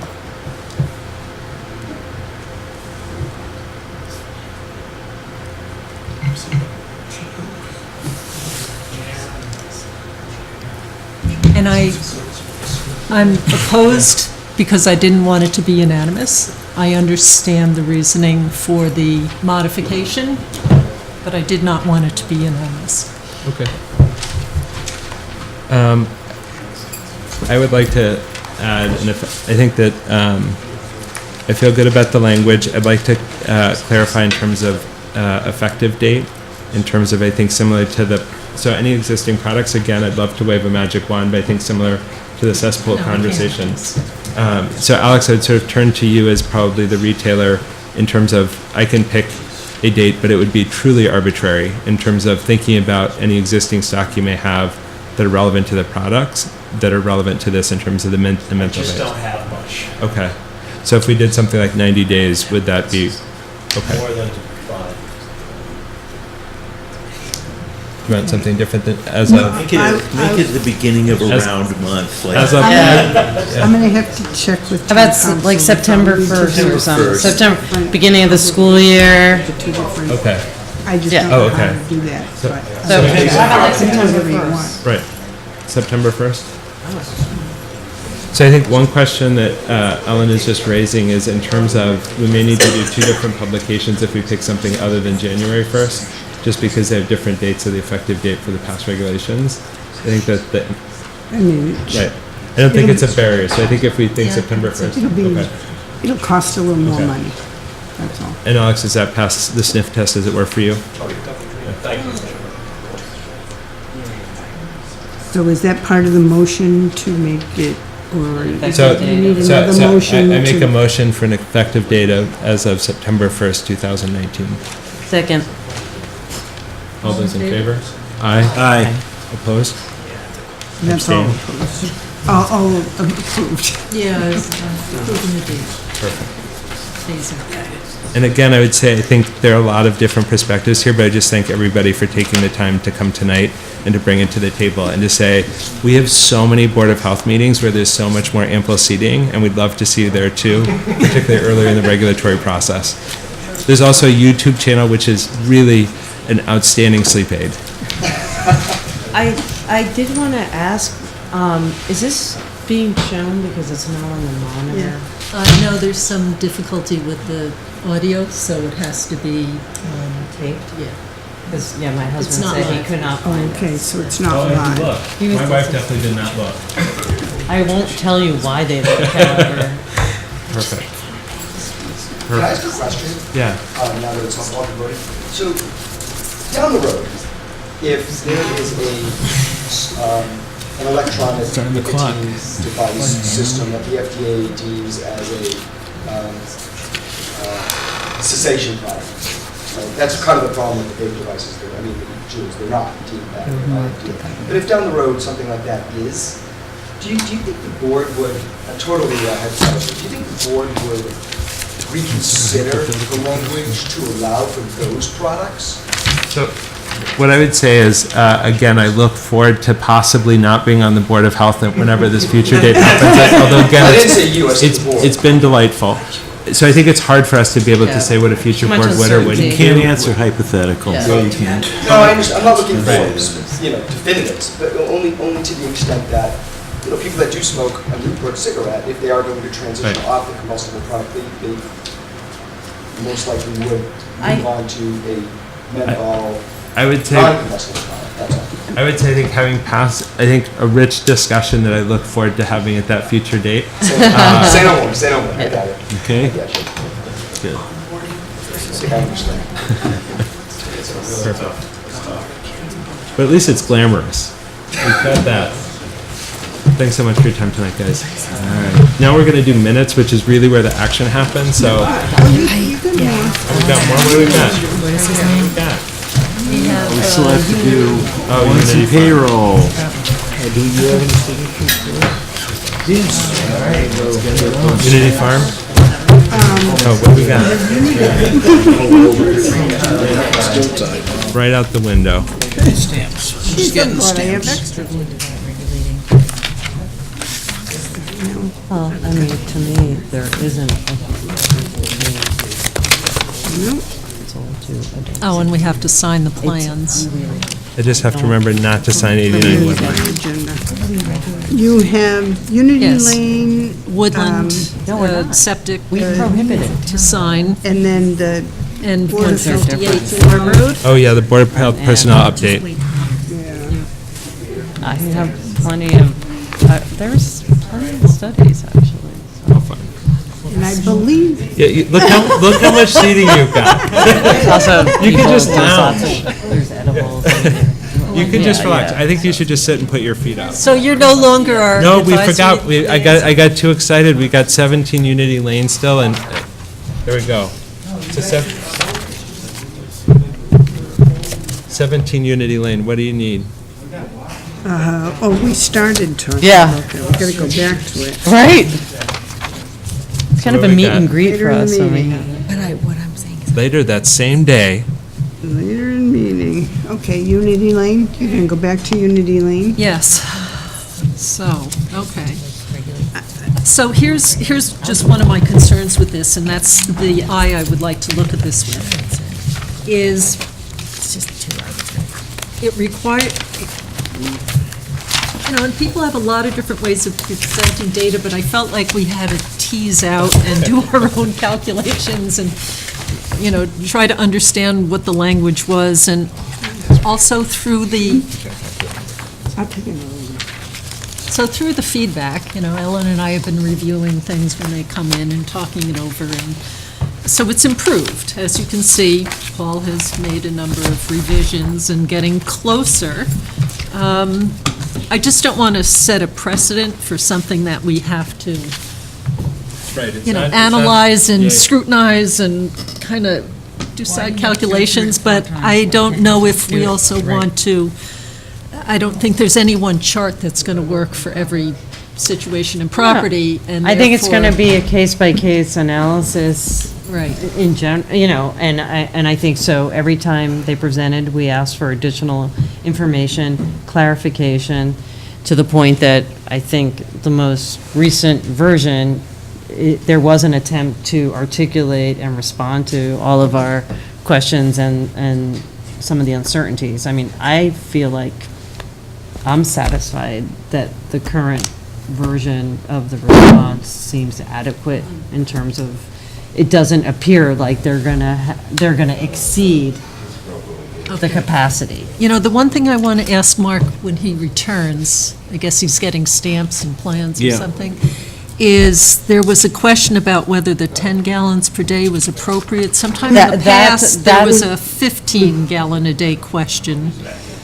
And then the one other thing I could see is if we're going to vote to accept this, and not saying that we have to, but if that's where we're headed, in addition to that, the second floor room shall be used exclusively for storage. I just want to make sure that they understand that if those rooms are ever used as bedrooms again, then someone has to come back.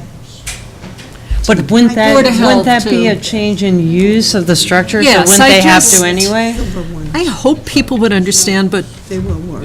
I guess if it's a new owner, these folks should understand. I guess if it's a new owner, they're going to, no, they're extraordinarily nice. Yeah. So, well, that's why I want to make sure But we I are think giving gotta them the apply right same advice. standard when you're like, somebody's a terrible human being, they Yes. should get the same.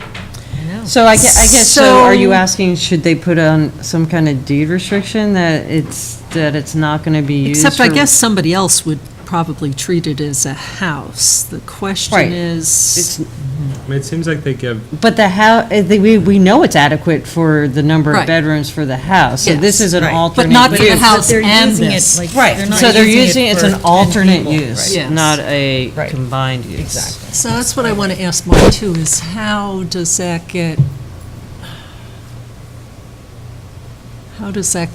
captured? Or, it's sort of like the idea for the. right, when, beauty if it salon, shifts there's like back an again, or they open up three Or bedrooms like- and or only like the have yoga salon, where you say, classes. like, I've got this upstairs, it's not an apartment, it's the massage area, and then later it's an apartment. How do you manage that so it's consistent? Right. Mark, we've got a question for you. Sure. A few questions. Yep. Sorry. I'll double task. Lying. One question. when, on the Title V, Section 15.203, which is applying to camp, day camp with washrooms, toilets, requires 10 gallons per day. At some point, there was a question about whether that should be 15 gallons a day. Do we know if 10 If is it's the in their right number? chart, it would probably be correct, so I can pull it up again, but if it says 10, then it's 10 per camper. Okay. But if they have any, sometimes Title V will put in exemptions for if they have outhouses where the gallonage may go down because it's not measured. Well, they said like for the camp that they have the ADA porta potties. Let me see, now, okay, let me look it up. I got the chart right here. Let's see, schools, where are the camps? Let's see. Let me just turn it this way. There we go. Schools, no, it's not there. Got assisted gymnasium. I'm just looking to see if I can find it in here. It should be in this. Well, it was actually, so if you look back on April 3rd, so essentially, they asked for a reclassification of this building. So the building commissioner said he views the change as, quote, office and recreation use. Okay, so then he was saying, well, if it was an office use, it's, quote, seats for the design flow is 15 gallons per seat. But they made it very clear that they were not proposing it for office, like for office use. So Paul said it's more of a, quote, camp because it's being used by the rec department and that summer program. Yeah, it's a summer go-round. Right, and so he was using the design flow of 10 gallons per person per day, which is based on, like, quote, camp use. Right, So but that's just Yeah, the but I number that think- we're double checking that Yeah, I Paul's don't think he using the got it from correct Title number. V directly. He Not in the said chart. it's 15203? I'm in 203 right now, and I'm looking And for camp day camps. washrooms and toilets? I'll go through it again. Oh, wait a minute, there was a section up above I didn't get to. It was some wording in between it. Camp day washroom and toilets, yes, it is 10. You have a camp day mess hall, washrooms and toilets, that's if they have a cafeteria of They some they have no food. No, I know, prep. it's just I'm Yeah. saying if it was, it'd be 13 Okay, and so another 10 is 3 good. gallon. All right. so 10 is that's- in there, it's in the very top part of the chart. Okay. Office space is based on square footage, 75 Right, gallons. but it's per thousand. definitely, it's not office space. And did he ever, I think there was a request that you have, the board have a note on here that says no bedrooms. I know it says nothing above Right, the now second it says the floor. second floor shall be used exclusively for storage, but it says Yeah. nothing about anything converting back. Is Yeah, that so- an assumed? How do we do But I that think if with somebody did, others? then you'd have to say that needs to be reflected in the tally, right? I So like hope so, if they converted one bedroom, it would be what, 150 gallons? What- 110, but It if has you a had design garbage capacity of disposal. 990 They based gallons this per house day. on 6 bedrooms. 165. But, Yeah. okay, and so they could add two, like if they added two and said these two are I bedrooms think and they're they each have 10 systems. gallons, then with the math that we have, we'd still say, so I don't know that we can require that it's no bedrooms, but if they change the use, Like that a bed and would be a new breakfast. use. So in that thing that they provide annually, maybe after I they... think they asked for an explicit comment, are any rooms Yes. used as bedrooms? Yes.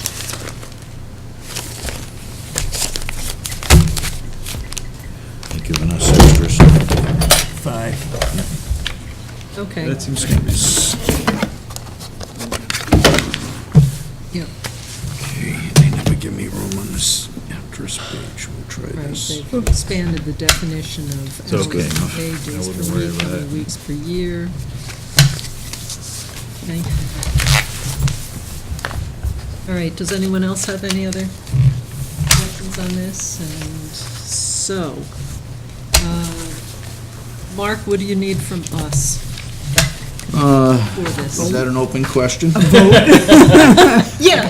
Okay, let's start talking, let's negotiate a new salary. I think we've reached our max of compromise for the night, so. Whoops, sorry. That was one thing Joe doesn't want from me. You basically discussed the installers. Just so you know, 158 Farm Road Oh, no, was I mean, already- Unity Lane. A vote. You need a vote. Yeah, To a vote to okay, authorize you to do to sign something? the Yeah, building to application. approve the building application as presented and include the letter with the building control form. Okay. I'm sorry, I thought you were on the whole agenda. I'm saying, okay, well, let me see. So moved. Yeah, sky's the limit. Wait, can I So so move moved, yet? sure. Any seconds? I'll Second. Okay. All those in favor? Aye. Aye. Perfect. All right, what do we got next?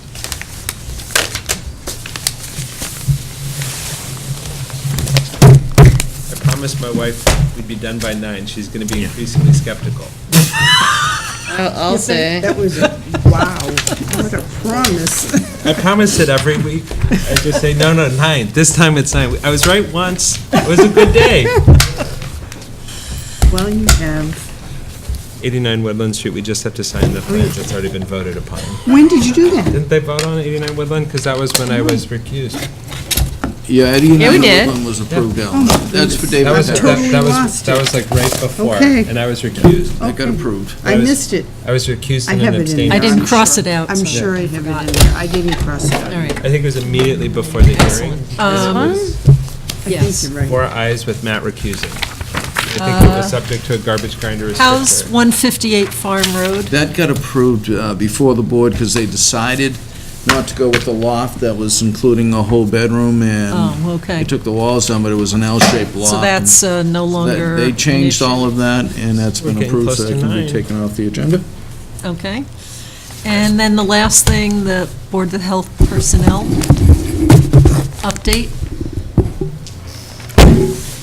Do you want to start? Should I start?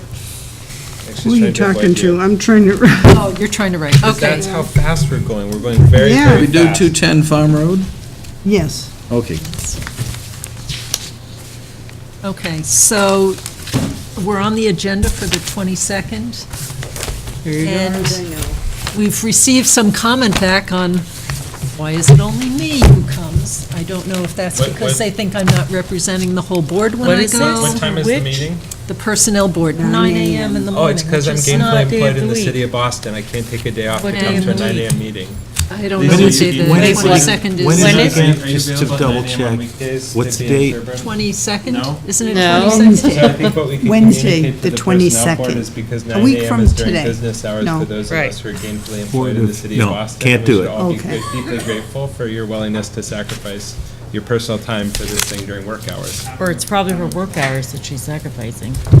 Yes, I You just sacrifice. happen to work nearby. Can you advocate Especially now. as our select, So are you our able select to come, person? David? I thought you had a change in. No, it's still no good. I've got something all day on that day. On the Okay. 22nd. Yeah.